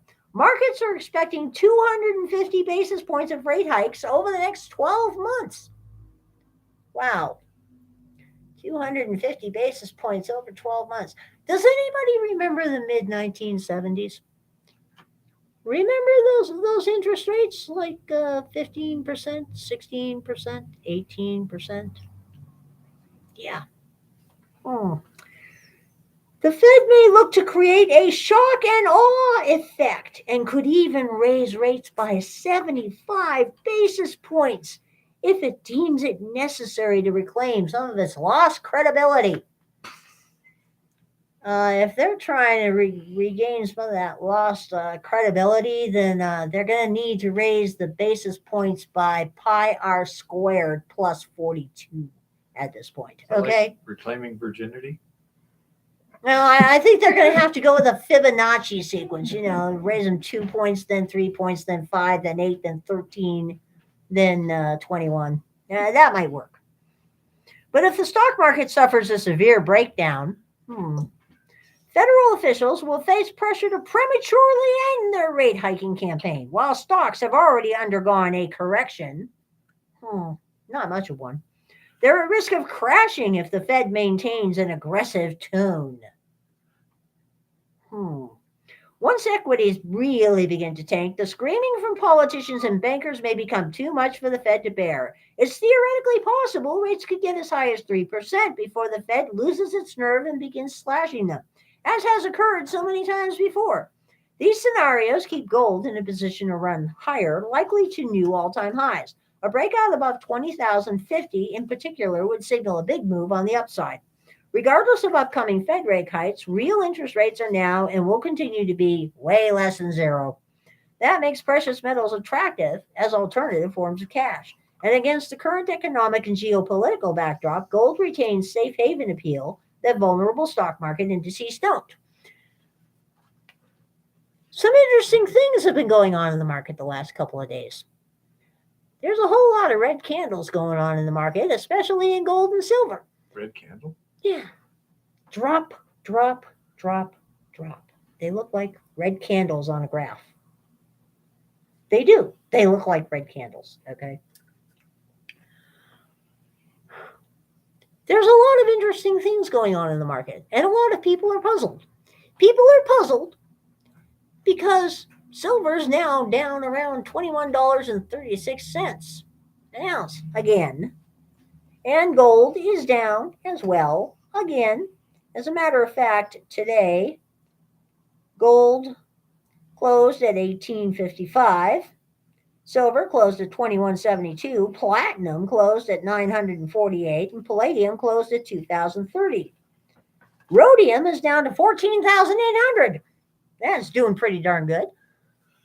People are wondering, because while the spot price is falling, the premiums at local coin shops are still rising. And speaking of local coin shops, you want to show them my newest thing.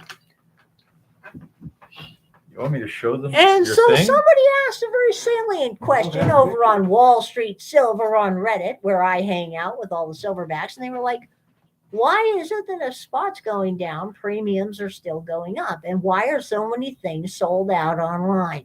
Well, they're sold out because people are buying. Real money is on sale. When real money's on sale, you buy it. That's just the way this works. Speaking of which, I got some real pretty things today. These, which you may not be able to see very well, but we'll give it a try. I got Canadian silver dollars. I got the two different varieties with Elizabeth's face on them. And I also got a King George VI, would you believe? I was so proud to find those. I was like, yes, I got all three of the Canadian silver dollar varieties that I hadn't had. And I actually got them at pretty darn close to melt value, which is really good. This is the time when dollar cost averaging is going to be your friend. And this is one of the very, very, very few times that I will tell people, if you have the money to put into precious metals, yes, by all means, check your local coin shop. Shop with your local coin shop whenever you can. But if you see a screaming deal online, and there's quite a few of them for 10-ounce bars, 100-ounce bars, and even kilos out there, if you see a screaming deal online that's like $2.99 over spot or $1.99 over spot, it doesn't matter what the hell it is, this is the time to grab it, because real money is on sale. Real money is not going to be on sale forever, I can tell you that much. The markets are fundamentally broken at the moment because they have not been connected to reality in decades. And now they're so far unconnected to reality that even the great Warren Buffett is calling the stock market shameful and a gambling parlor. Now, personally, I kind of take offense at Warren Buffett insulting perfectly reputable and honest casinos, but he's right. The stock market is full of it right now. You may have also noticed that Bitcoin and other cryptocurrencies are taking a bath at the moment. Yours truly, of course, does have a few cryptos, and I will be the first to admit.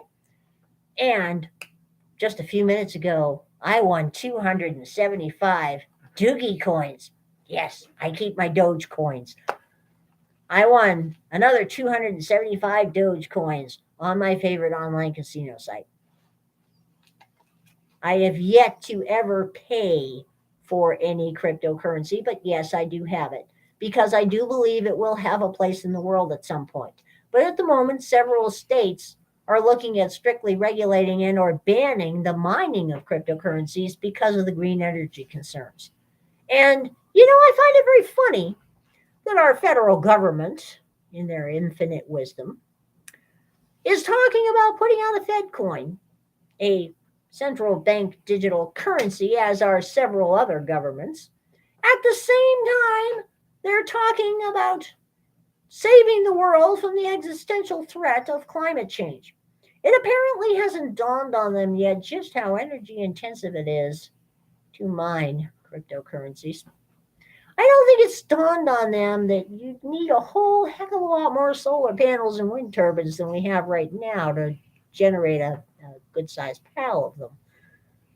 But then again, since we're talking about the same government who recently was selling off our strategic oil reserves to Europe at a discount and is now making big noises about replenishing our strategic reserves at a higher price,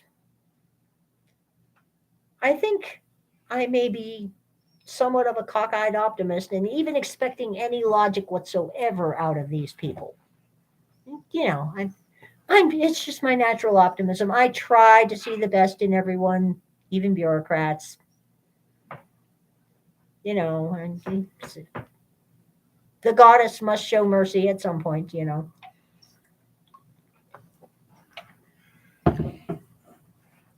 Well, Mr. Lodak, I like my Dogecoins. Okay, I like my Dogecoins because I collected them all without paying any money for them at all. They were given to me and I picked them up from reading emails and watching ads and stuff.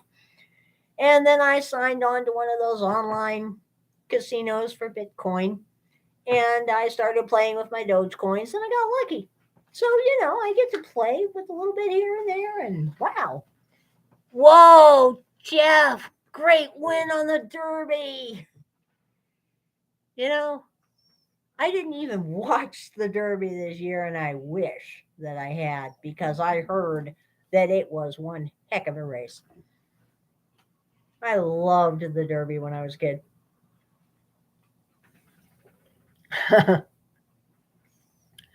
But yeah, cryptocurrencies do have a place. And believe it or not, right now, if you can manage to pick some up for free or pick some up at a super deep discount or get paid in crypto for something that does not take you a tremendous amount of effort, this is a good time to add to the wallet. Because for whatever reason, most of the gaming sites I play on that reward you for playing with little bits of Satoshi or Litoshi or little tiny fractions of ether reward you slightly better when it's a lower value. So, I'm going to be playing a little extra on my games. I'm going to be checking out my Bitcoin faucets and picking up a few extra Satoshi here and there because you never know. It may go up again at some point here in the future. I consider it to be the meta level of fiat. Fiat is not money, people. And crypto is really not money. This is money. Real money. And that is what we need to get back to. So, a couple of public service announcements and daily reminders. First of all, yes, Arizona still sucks rocks. As a matter of fact, some of the news from down there has been positively scary lately. But Arizona definitely still sucks rocks. To those of you who are there, you have the patience of saints, okay? The goddess fled Arizona for a reason. Public service announcement number 2. Buy precious metals. Use precious metals. Barter. Treat them as real money and develop your local parallel economy. Because guess what?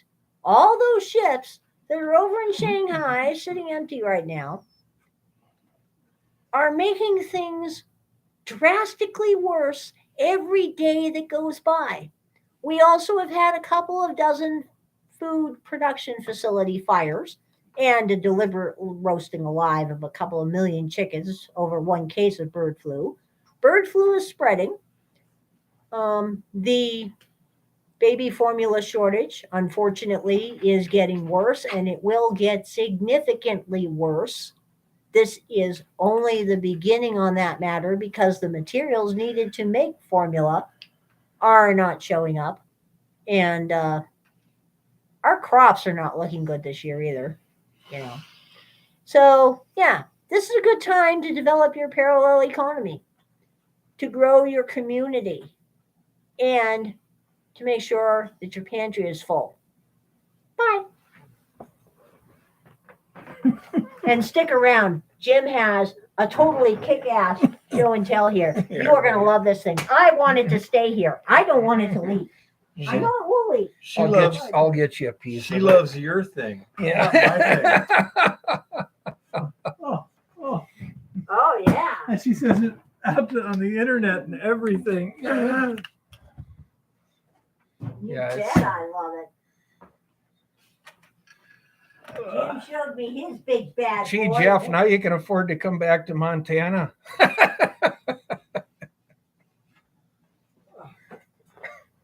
Now you see, as a visual aid, this is my thing, and this is Jim's All thing. right. I guess we can do this here. I'm so inadequate. I don't know, maybe. Hang on. Yeah, just bring it up there. Yeah, There you go. there we go. That is some Galena Silver Ore that we just tested. A friend of mine brought over about 200 pounds of it. And the tests so far of 2 tests have been 7% silver in it. 7%. 7%. So we're almost talking ounces per pound. Yeah, practically. Yeah. Yeah, it's rich, real rich. I figured in that 200 pounds he brought over, even if we can extract 5%, yeah, Ounces per pound. 8/10. Yeah. Yeah, 8 Yeah. tenths of an ounce per pound. Yep. Pound. That's Yeah. crazy.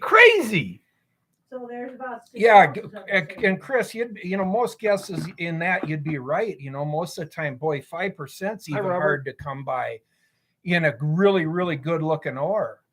And this stuff is just phenomenal. It came from a mine north of here, I believe. He wouldn't tell me exactly which mine that he took it out of, but he brought over about 200 pounds and he's like, what do we do with this stuff? And I'm like, whoa. You make specimens and sell them. We figured it's about a 6.5 pound piece and it's not quite the size of a softball. Let's do the calculations. Yeah, it's some nice stuff. I figured if it even 5 ounces in that. I say Yeah. we make specimens. That's probably what some of it'll be, but we're going to try to play with it and see if we can extract the silver on some of it. I mean, with the pile he brought over, there should be, I don't know, 120 ounces of silver, even at 5% or so. 200 pounds? Yeah, about 200 pounds. You could get some little That's 7%, dragon 160 figurines. ounces. Yeah, well, I figured at 5%, it'd be like 120 ounces, give or take. And if we really were able to pull it all out of there, yeah, it's a lot of silver. You could get some little dragon figurines and fairy figurines and stuff and attach them to the rock. No, that's all right, Mr. Virtue. I don't personally know. I know he has a couple mines, and he didn't tell me which one of it came out of. I could probably guess, but Not going to speculate. No, I'm not going to speculate. He just came over and said, I want some help with trying to figure this one out. And I'm like, oh boy. Well, that's going to be fun. Well, when we first looked at it, it's just a dull, dirty looking rock, and you break them open and it's like, wow. Yeah, that's a lead mine, all right, too. Yeah, it's not a lead mine. As heavy as that piece of rock is right there, there's definitely lead there, but the silver content is crazy. And we haven't checked it for anything else yet. So that's the next step, is send a few samples off to see if there's anything else in it that could be taken out also. Yeah, it kind of a dark bluish looking rock on the outside, just real dull. Yeah, here, if I cover that light. Why don't That's you pretty turn good. that light up? Yeah, it was a real boring looking rock, but boy, when you crack them open, it's like, wow, it's just I'm not bored anymore. Yeah. Ugh. I am tired, though. That is a heavy rock. I love that rock. Yeah, exactly, loves your Chris. rock. When you look at this and how bright and sparkly and that it is, it very well could carry some other values that are as important or more important. Run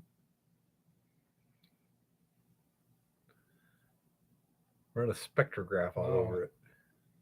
Yeah, we're gonna have to check it over and see what else is in there. We just mainly wanted to know for the silver content. Wow. That elects RF okay Yeah, when it comes to I silver. was just like, wow. We actually had a third party do the ICP on it, and two separate samples, and they both come out about the same within a.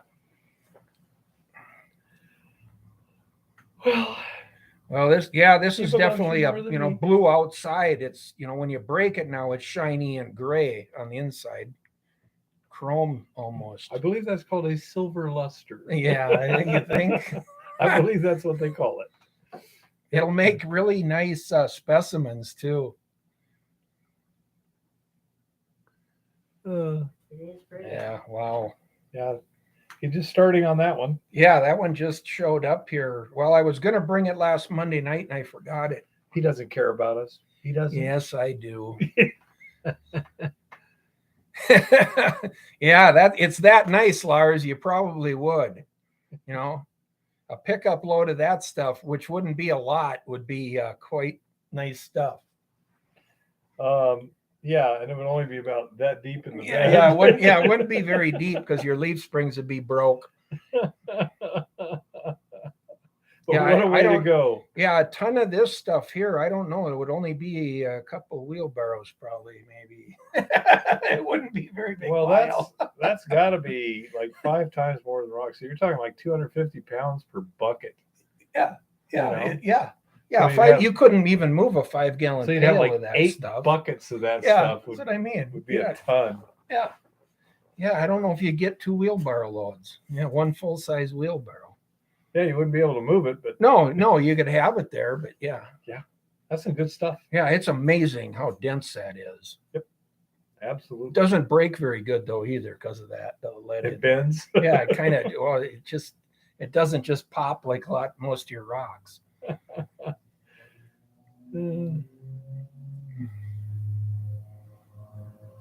Oh, it's just beautiful. Well, I'll have to show it to you when you get up here, Jeff, and see what you think. But it's some nice looking stuff. How do you separate the silver from the lead, or do you just sell the cons? Of course, that would be con all by itself. But well, with his, they're doing flotation and all kinds of stuff down there. yeah, but let's say to get it actual into silver.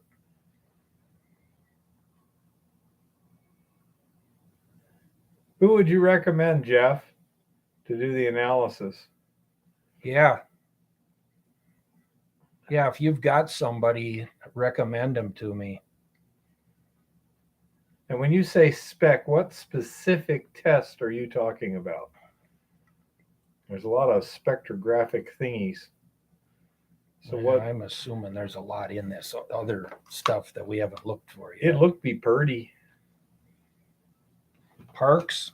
Do you know who he's talking about? I've heard the name. I'm sure I can track him down. What town, Jeff? Probably doesn't want to give away too much.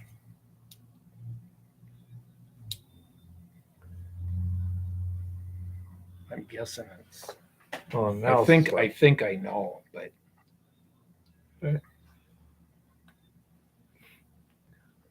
Free Mill Silver. no, he gets the free mill gold Oh, out of it. Yeah. out of it before they. Yeah. Because he's got some gold that runs pretty decent too. Yeah, I agree, Jeff. 32 element. Yep. That'd be typically a ICP then, right? An aqua regia digestion ICP. Yeah. Correct. Yep. I'm thinking. I don't know. I think so. I think that's what my list there at home says. Yeah, it'd just be awfully hard to tell what free mill silver was compared to the rest of the rock. It isn't like you get a color transition or anything to play with. It very well could, Chris. That's why, we need to find out what is exactly in it first. Yeah, that's the first thing. You can't even guess what you need to do to it until you know what it is. Yep. It's kind of like dating. First you gotta understand it. Yeah. Get You got to take some time to get to know it. yeah. Yeah. Yeah. I don't think there's too much rare earths in that, though. I would bet. I don't know. In this type of deposit, you don't know until you make, you double check. It'll come back in the multi-element anyway. Oh, yeah. Well, it is beautiful. It just totally amazed me when we started breaking some of that stuff up. So jealous. Because some of it was evidently just oxidized that's the kind enough. of flame I want you to find for me there. Well, Notice, did you hear that? You to find for me. Yes, I noticed that. Subtle thing. These are what you got to remember when I said the dating thing? These are some subtle things. Oh, yeah. Subtle, yes. If you found a 10-ounce to the ton gold claim, I wouldn't be interested at all. Unless, of course, there were pretty garnets in it. Yeah. And then I want the garnets. You can have the stupid yellow stuff. Well, thank you. I want the silver, the copper, the crystals. Here's your garnets. I'll take the gold. Yeah. Wow. It's possible, Chris. That's the thing is check it out, see what's in it, go from there. And I'll keep you guys posted on it. It just kind of came out of nowhere. I've known Mike a long time, and he just pulled in the driveway one day and said, "Hey, I need some help here with this stuff. What do I do with it?" And I'm just like, whoa. So we broke a few more up, and I'm just like, wow, this is some nice stuff. Did he give you any indication how much there might be? Was it in a vein in the bedrock, or was it placer? It came from an underground mine. So it's I'm assuming a vein. Okay. Came from inside, huh? Intertech. Thanks, Jeff. I'll get to looking that up. You want me to write that down? Well, I can go back and look it up too. But. Okay. I've got a notepad. I got a pen. Intertech. T-E-K? INERTEC. Oh, Intertech.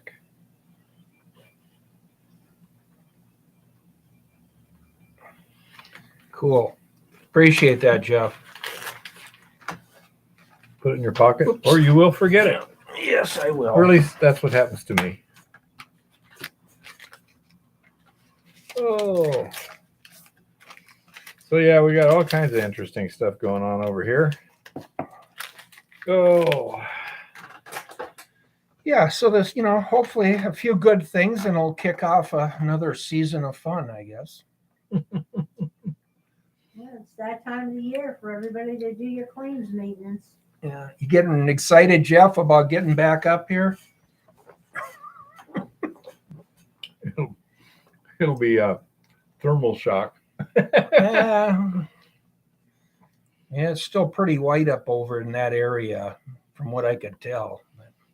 Up on the Up on Elkhorn. the Elkhorns, yeah. Looked pretty white to me. Yeah, that's pretty white. Pretty. Actually, we had snow yesterday down pretty low, Mm-hmm. especially to the south of town here. I'm still getting those little snow showers. Yeah, it just won't quite give it up. It's supposed to freeze tonight. Oh, great. We got stuff in the tank. Yeah, it won't get that cold. But We got stuff in the the worst thing is like your filter filters elements, yeah. filters or something. But they were Let's saying see. freeze warning tonight. So I didn't bring those in, did I? No, you didn't. 31 31. More probably be okay at that temp. But yeah, I wonder how cold it'll be at the ranch. I don't know. A little colder in here, that's for sure, but a couple degrees. Yeah. Yeah, we'll see. I don't know. I could always drive out there. It's only 8 o'clock. Yeah. It's so frustrating. Well, we're almost to the end of this, but not quite. Looks like Friday is scheduled for near freezing. Yep. Yeah, it's supposed to. Tomorrow's near freezing. Probably ought to drive out there, huh? Probably. I don't know Do you need me tonight. to come? No. Don't you hate it when your wife says Yeah. that? Oh.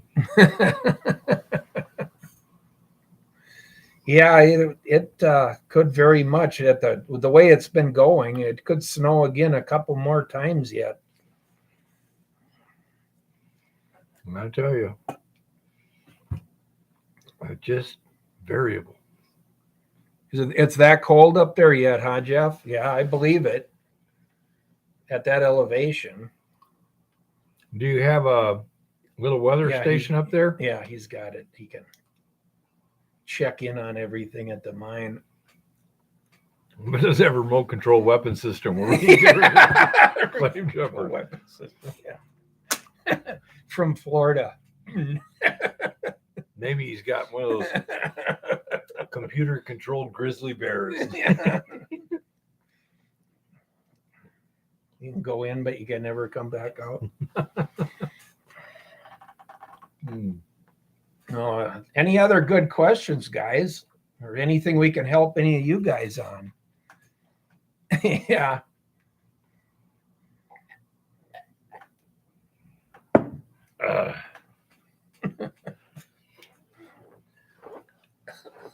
Oh my goodness. Okay, That's good. It's good to have all that. Yeah, Must have a you can solar system powering the yeah, he's cams got- and running an internet link.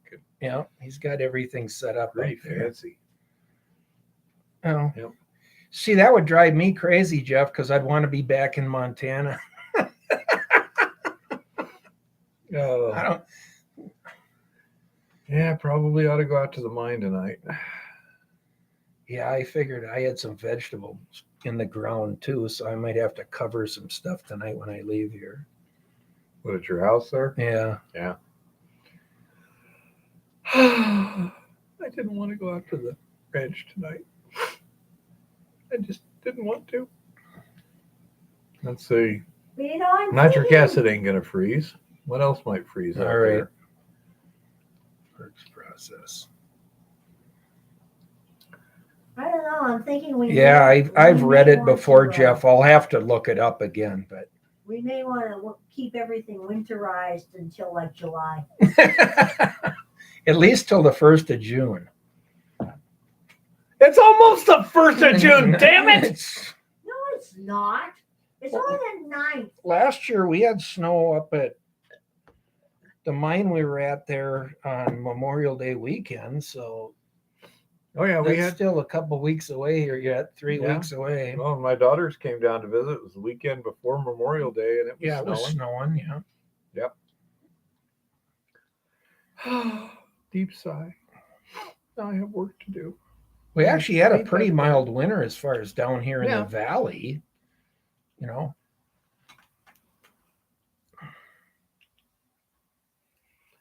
Not to my knowledge, Glenn. Among other reason. Yeah, okay. Yeah, because there's less mass with only one. If the ground's frozen, you can't break the gold away from it anyway. So you just have to thaw it out. And that's just the way it is. When it's below freezing, you're pretty much not milling. You can mine. yeah, You- underground or something. Yeah, but you can move dirt. But I usually you can't try to process have it. some buckets of placer material put away, dried out, and set aside so I can play with in the fall and winter. I didn't do very much of that this year. I had other things to worry about last fall, but Yeah, in our case, we may be depending on how things go this season, we may stockpile a bunch of the resin to process during the winter, depending Right. on how easy it is to process. Right. yeah, it's nice if you can, stockpile something to do later. Yeah, Or blind play, dude. play in the shop over the winter. But That guy's crazy, man. He's awesome. My hands hurt just looking at him. well, we may have a few more nights Argonauta freezing at night, but we're getting close to the end of that. So Yeah, the problem is when I got plumbing out there, especially those filters. I ought to pull them in. I'm trying to think. Jason's tougher than me. Yeah. I don't want to go play in the frozen creek. I really don't. I don't think any of my reagents. Oh, let's see. The silver nitrate solution, titration solution, that might freeze. Ooh. Yeah, could. Yep. Inside the building, if it's Yeah, above inside. freezing in the Renaissance building, Festival is moving to Red Lodge. Who? What? a Where? long ways away. The Montana Renaissance Festival. Oh, be still my Moving beating to a heart. new venue in Red Lodge. Yeah.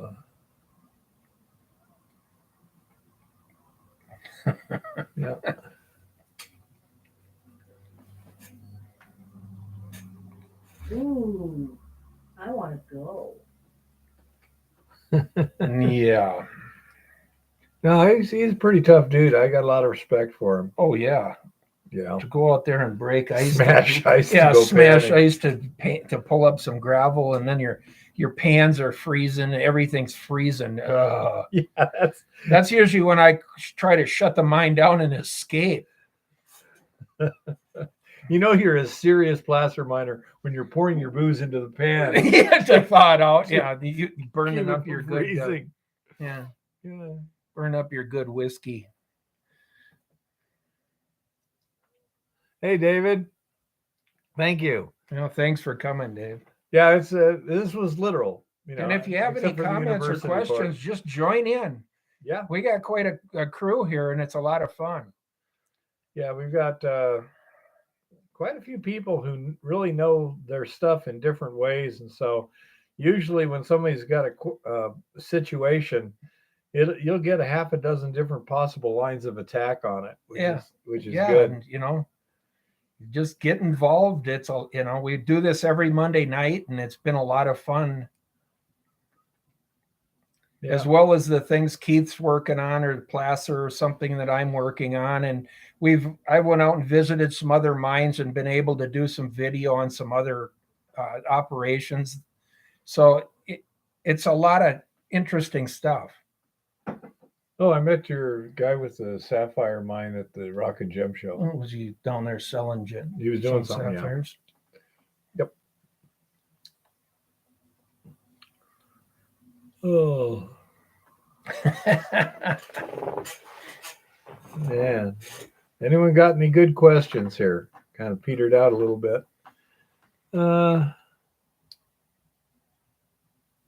Yeah, it's pretty good. We got a nice little community here. What is it? 20 right now. That's about normal. Yeah. And different people come in and go out during the night, but what really gets things fired up is somebody asks a really good question. Yep.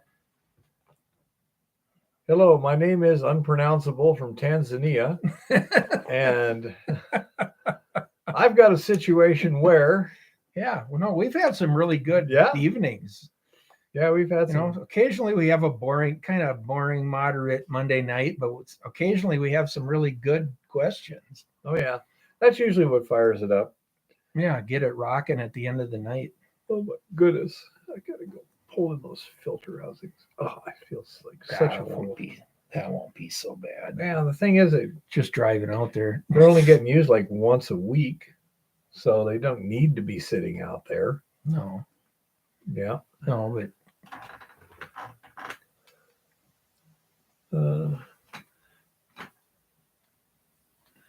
Ooh, how do you know when timbering is necessary?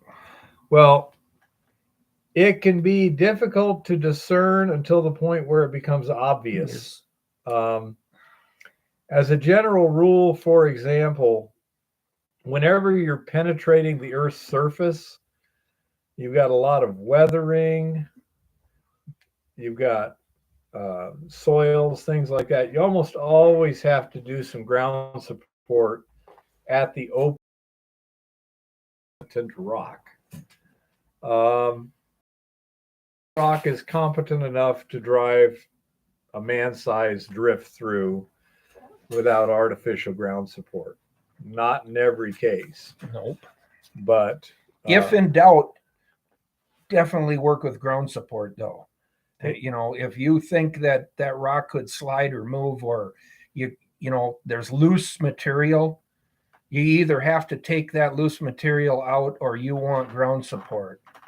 and generally, if it's plausible to do, take it out. Yep. If you've got some loose stuff and you can get rid of all the loose stuff, that's the safest way to do it in most cases. But there may be a lot more loose stuff behind it. In that case, then you need to put in some ground support. Yeah. A very useful method for ground support when you have a tunnel opening coming through the surface is culvert. Culvert is strong. It'll take a lot of, As long as it's Crushing. backfilled a little bit. yeah, You know, you got to backfill fill it. around it and everything, but It'll move the pressure to the sides.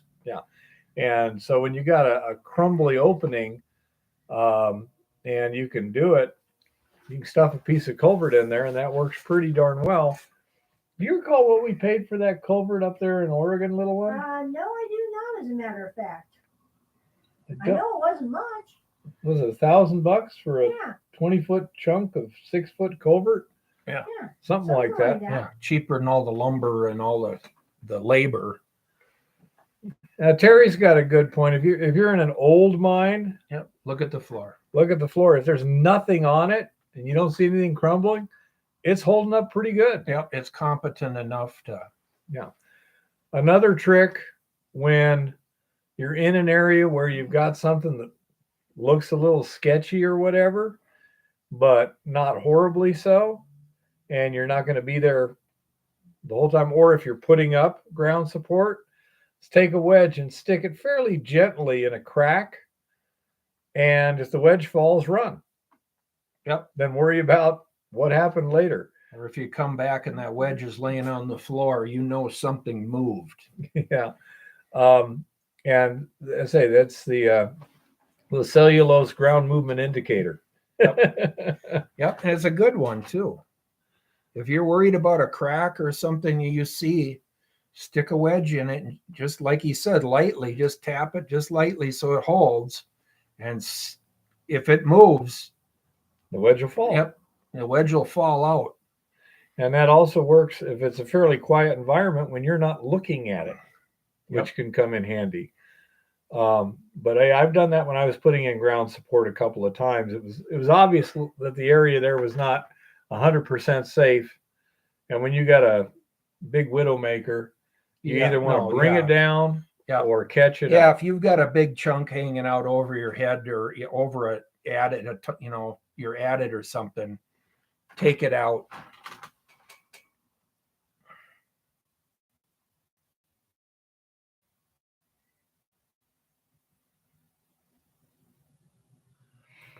Okay, you've got a placer claim. It says with 5 gold mines, Yeah. but I don't know. One stream in a tight valley, high walls, and opens up. No road, have to walk in. Getting old for carrying that 60-pound back one way, but good gold. What would you do? I'd find a younger guy that likes gold mining and will pay me a good percentage. Yeah, lease it. Lease it. Exactly. Some guy you can trust. Have him carry the damn pack. You go in there and just check on it. Or bring in the mules or something. Like those people that owned the placer claims up, the dredging claims up there on the middle work of the Boise and leased them to everybody. Yeah. No, leasing can be good. You just want to, have a good contract and then go in and check on the guy once in a while, or, do your homework. But Yeah, no, that's a fairly typical thing. We're all getting older, and so there comes a point where you need to kind of take it easier. That's where this business brings out the worst in people. yeah, If people have any kind of greed or whatever, this will exacerbate it. So, okay, David, talk to Jeff. Well, hopefully when Jeff gets up here, we can get a meeting and we'll maybe look at what you got going there, Jeff. But yeah, what's really important is to keep a list of people in your head that you're pretty confident you can trust. Yeah.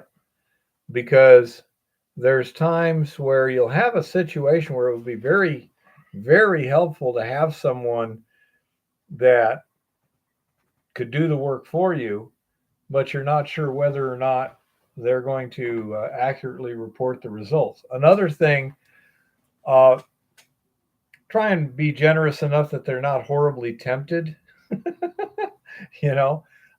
One thing that will tend to make someone more untrustworthy is to try and lowball them.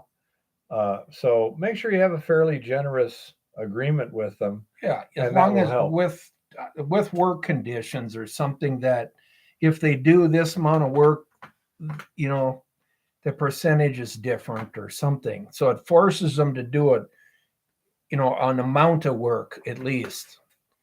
Because that could be in your favor, even if they decide to walk away, if you know that it seems to be getting richer or something.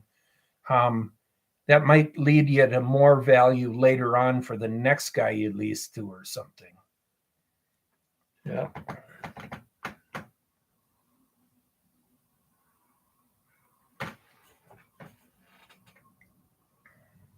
Huh. That's how you learn on U.S. Coast Guard. What branch were you? Okay. Thank you for your service, both of you guys.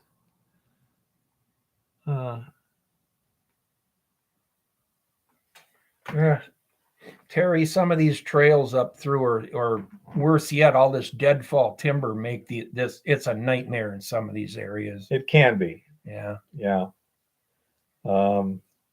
There's if it's a smooth enough trail where a wheel will do you good, yep, that can really help out. Yeah, Argonaut. Yeah. All the partners kill each other. Thank you, David. We have Eva's son is in the Army right now, overseas, someplace where they're not shooting bullets. But we appreciate your service. Good night, David. Thanks for being here.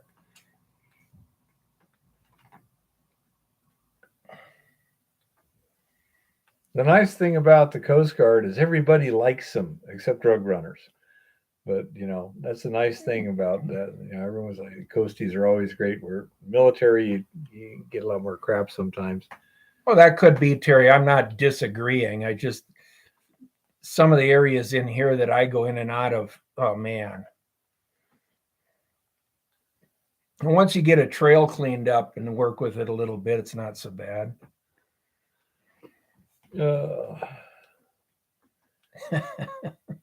I've only lost one. So I'm glad I'm not you. Yeah, I've ripped my shin open a few times on them stubbies sticking out. I got I got one poked right in the back of my leg one day. a good gash the last. See, that was so frustrating. That rock only rolled about 2 feet, and just happened to hit me just above the boot with Yep. a sharp edge. Yep. Like, son of a gun. Yep, dance around for a little while and whine. Yeah, I didn't whine. I don't usually whine. I make loud, profane noises. You can ask Eva. And but it makes good video, you know. Yeah, if somebody's videoing it. I hate these good videos sometimes.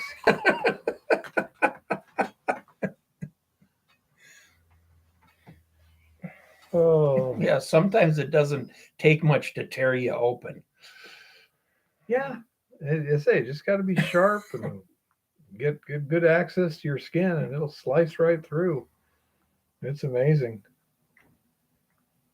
Boy, I got a cheap ass razor knife over there at Power Townsend. I was trying to do the outer sheathing on some SO cord. Mm, It just cut through everything. It was less than $2, and it had extra blades with it, just little plastic cheap. It is sharp as Yeah. I've never seen anything that sharp. It's incredible. That's what that mark is. Oh yeah. Yeah, and when they're really sharp like that, they don't heal very well. Well, Jeff, it really improves your immune system or kills you, one or the Yeah, other. right. You know, think of it as evolution in action. I don't scream. I don't mind. I just bleed. Yeah, bleed. Yeah, bleed. Well, I mind. I don't scream. I do usually curse when something like that happens. Usually starts with an M and ends with an F. Yeah, Glenn. Yeah. I especially that what they call the Bloody Marys, the double-edged ones, get you every time. Trying to hold a piece of carpet or vinyl and then slide backwards with the knife and cut something open. Yeah, sometimes you just got to stand back and let it fall. Big things too sometimes, Yeah. you know? That's right. You don't even know you're cut till you're blood everywhere on all the new carpet. Nah, not really. You want to see my leg? Scars, all scars. See? See the leg? There you go. Oh boy, must be getting late. Not that late, thank God, because I still got to go out to the ranch. Yeah. I'll check those beads that are supposedly digesting too. If nothing else, I can fire up a generator and turn on the heater for just a little bit. That would be good. Well, inside the building, I wouldn't be as worried about as outside the building. Those filters are outside the building. Most of the liquid chemicals inside are inside a cabinet too. That helps too. But I got a burette in there that's filled with silver nitrate solution. I should probably drain that into a stock bottle. Yeah.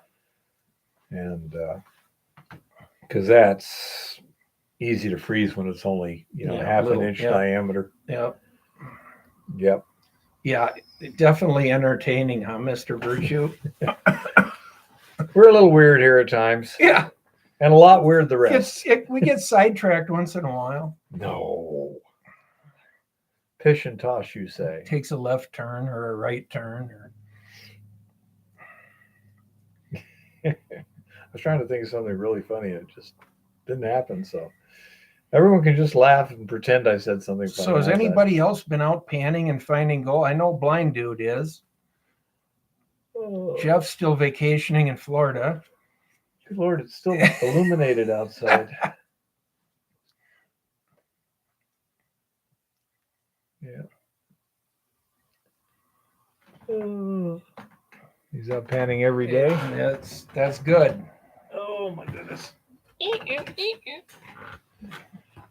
Oh. Get ready. Get ready. Get ready to. Yeah, I got a frolic out there. Don't let those things get broken. And they're small enough that they could freeze. So annoying. Well, we still have. Say It what- still shows 16 people here somewhere. So.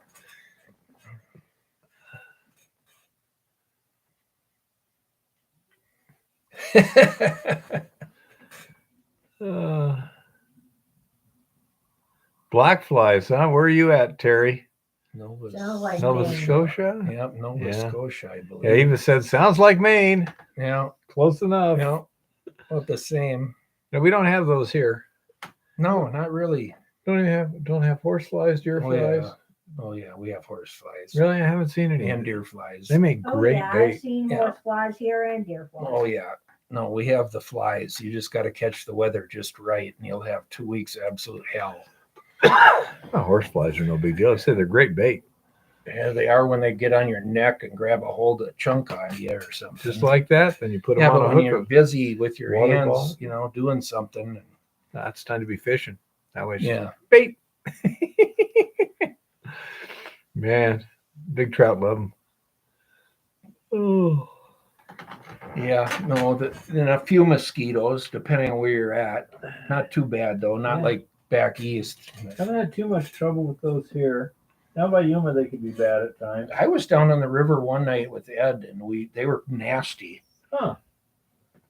It was just that one time we were down there. I don't know, a week or two later, and not hardly any. So, The trout ate them. oh yeah, Jeff. No, I'm on this stuff. This just kind of came to me. I don't know, about 2 weeks ago, and it's like, okay, this stuff's got to get checked out and see what we can do with it. And then I got to figure out how much more of it he's got, or if we can mine it. But he brought a pretty darn big load of it over, and I'm like, whoa, okay. So That'll work. we'll huh? figure out a processing technique somehow. 4 different accounts, Lars, is that necessary?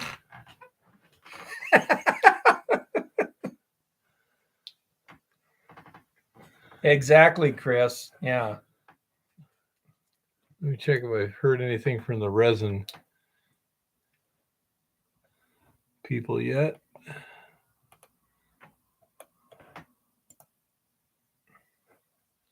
Nope. The resin people haven't gotten back with me yet. All right. Hardly a surprise. You know, remote tech support means they're really remote. You know, I think companies and governments have gotten very comfortable being able to ignore you electronically instead of in person. So they like, it's bad. you know, I don't, after the COVID thing here, getting anything done, even getting up and getting license tabs or something has turned into an absolute Yeah, nightmare. speaking of license tabs, I tried to get somebody on the phone at the registry Oh last yeah, week. good luck. Never happened. Yeah, Yeah. good luck. I went in there today. That's why I think the collapse is imminent. I went in there There's today nothing getting done. to get a question answered, and it was like, where's the line? You know, there's people sitting around. So I go over here and there's a little sign with line You number. take a number. Go to the kiosk, and I'm like, where's Yeah. the kiosk? Yeah. It wasn't. It was a little screen over there. It's like no sign or anything like that. Look, there's a guy sitting there. He goes, need some help?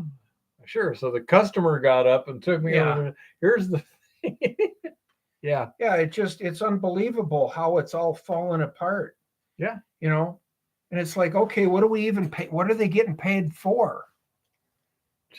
To harass us, I guess. Yeah, sit and play video games on their computer screen and do nothing, I guess. I don't know.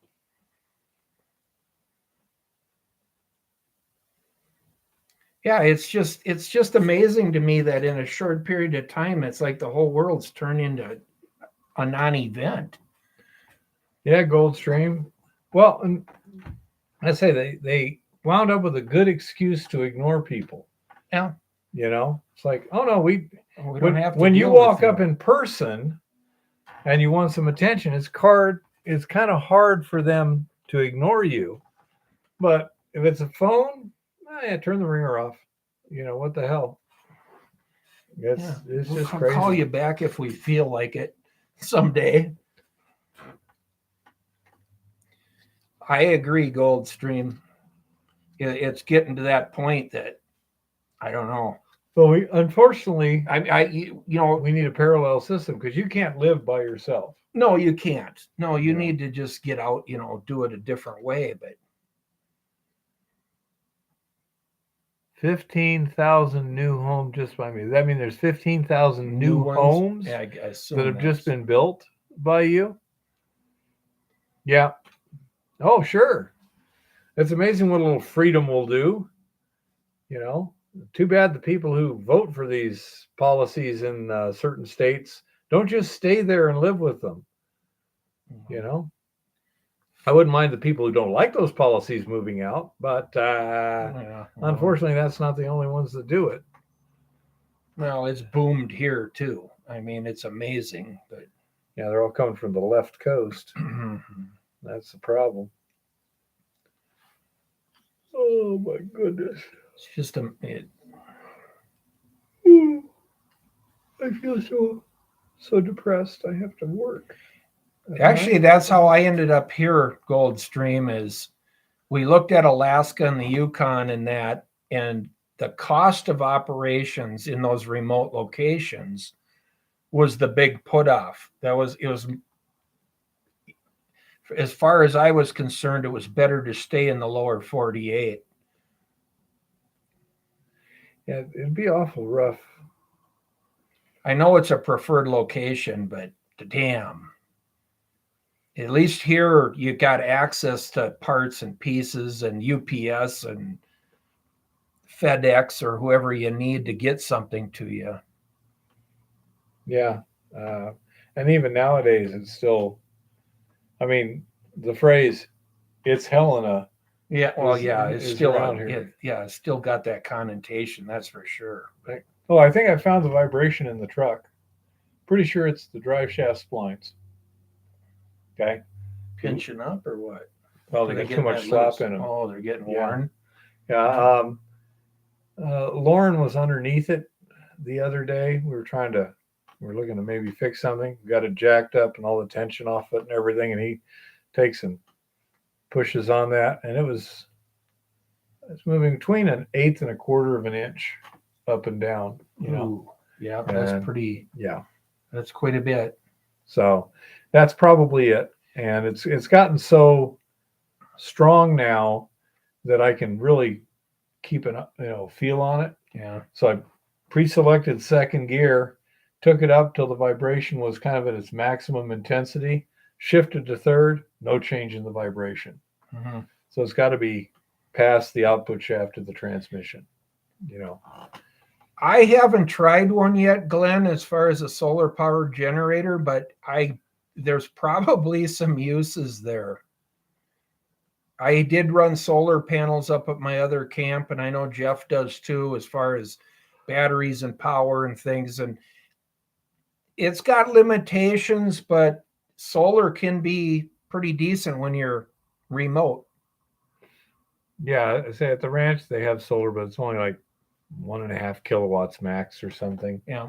So I can't really run anything for any length of time on it. If I'm just going to run a small pump for 20 minutes or something, Yeah. it's not a big deal. But yeah, that's why I don't just have a heater on or something.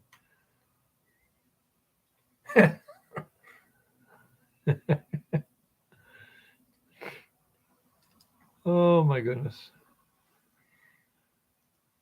Oh, I think I probably ought to get going here. Do you want to continue on with this? Oh, we could probably call it a night unless somebody has a really, really good question or something. But Yeah, anyone got any questions here? Well, it looks like we're going to shut it down early this week because I got to get out to the ranch and pull some stuff in to make sure it doesn't freeze up tonight. Yeah, Glenn, I didn't like the logistics of way out in the middle of nowhere. As much as I would have probably loved Alaska, as much as I do Montana.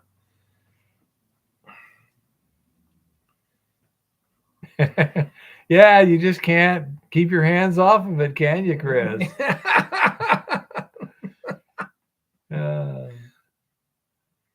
I think solar's a good addition, if nothing else, to whatever you're doing. But it, like I say, that from my experience over the last 10 years, the solar does have some limitations that just suck. I mean, early in the spring, you're under the mountain before the sun gets high enough. Later in the, fall, the sun doesn't get over the mountain until, Okay, Jeff.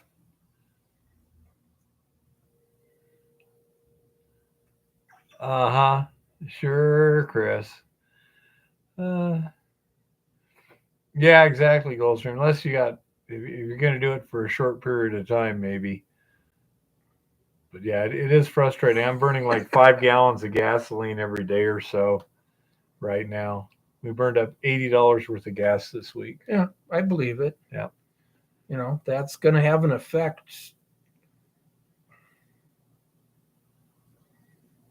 Absolutely, Lars.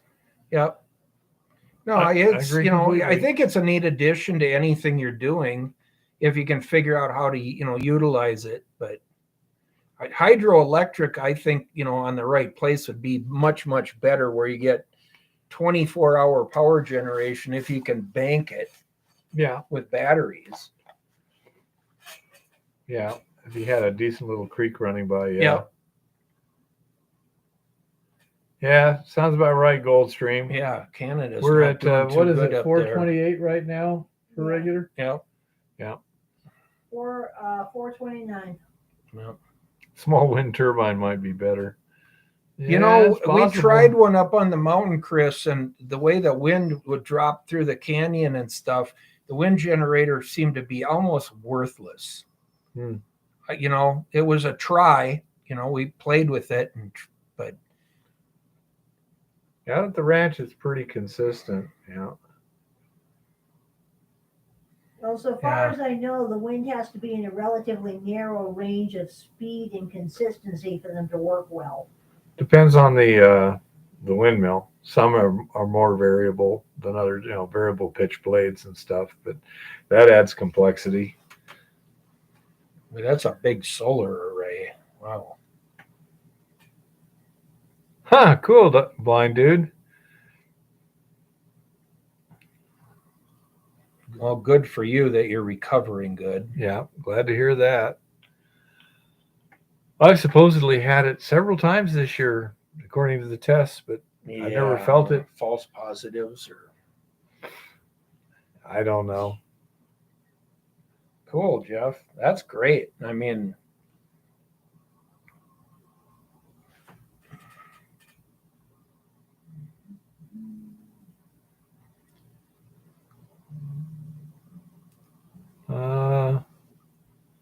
$1.79, I presume a liter. A liter, it'd have to be. Yeah. 450K cost me $100. I don't know what the math is on that.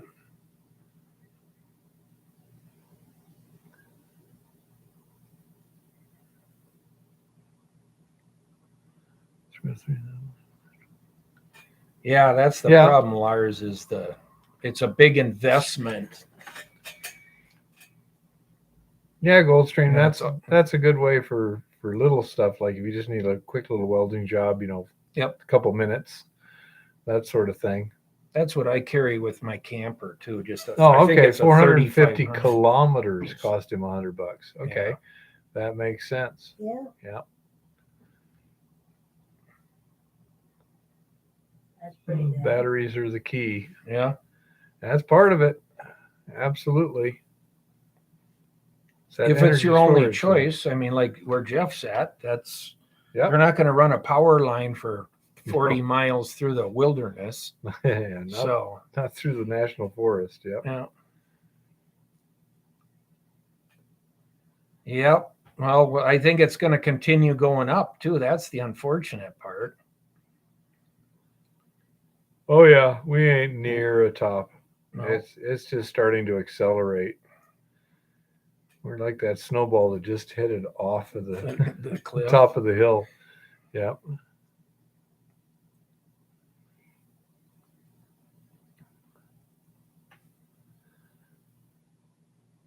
Yeah, that's what I'm looking at right now is generators for the moment because I'm doing pretty high power draws when I'm using it.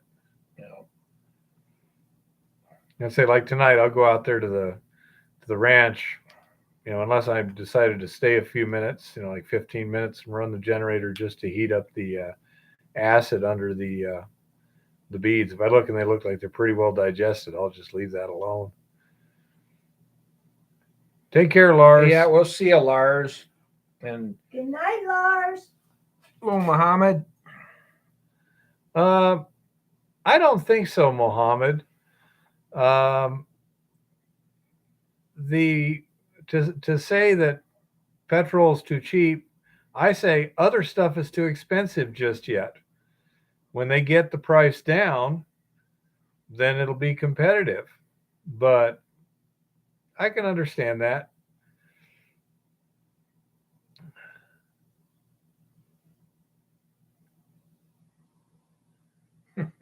Yeah, I wouldn't be surprised at that in the fairly near future, Jeff. We shall see what we shall see. Any advantage to propane generators? They're Right now with propane doing what it did, 300% increase, I'm not sure. I mean, Historically, yeah, propane has been cheaper and cleaner to burn long term, but well, one good thing, if it's an emergency backup generator, the propane fuel will sit there for years. Right, it's clean and it's easy on the engine and too. it won't go bad. So for an emergency generator, propane has serious advantages. For just regular work right now, I don't really see much. No.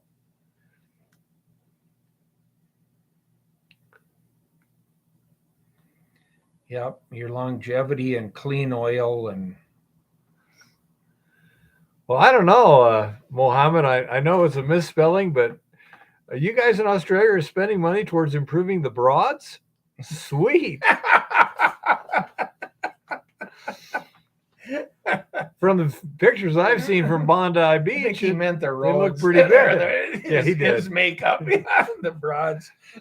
We could use some of that here, though. Yeah. Oh yeah. There's nothing so easy to do that government can't fuck it up. Absolutely. Oh, God. Oh, they can. Well, guys, thank you for another good evening, and bring your questions again next Monday or comments or whatever. Yeah.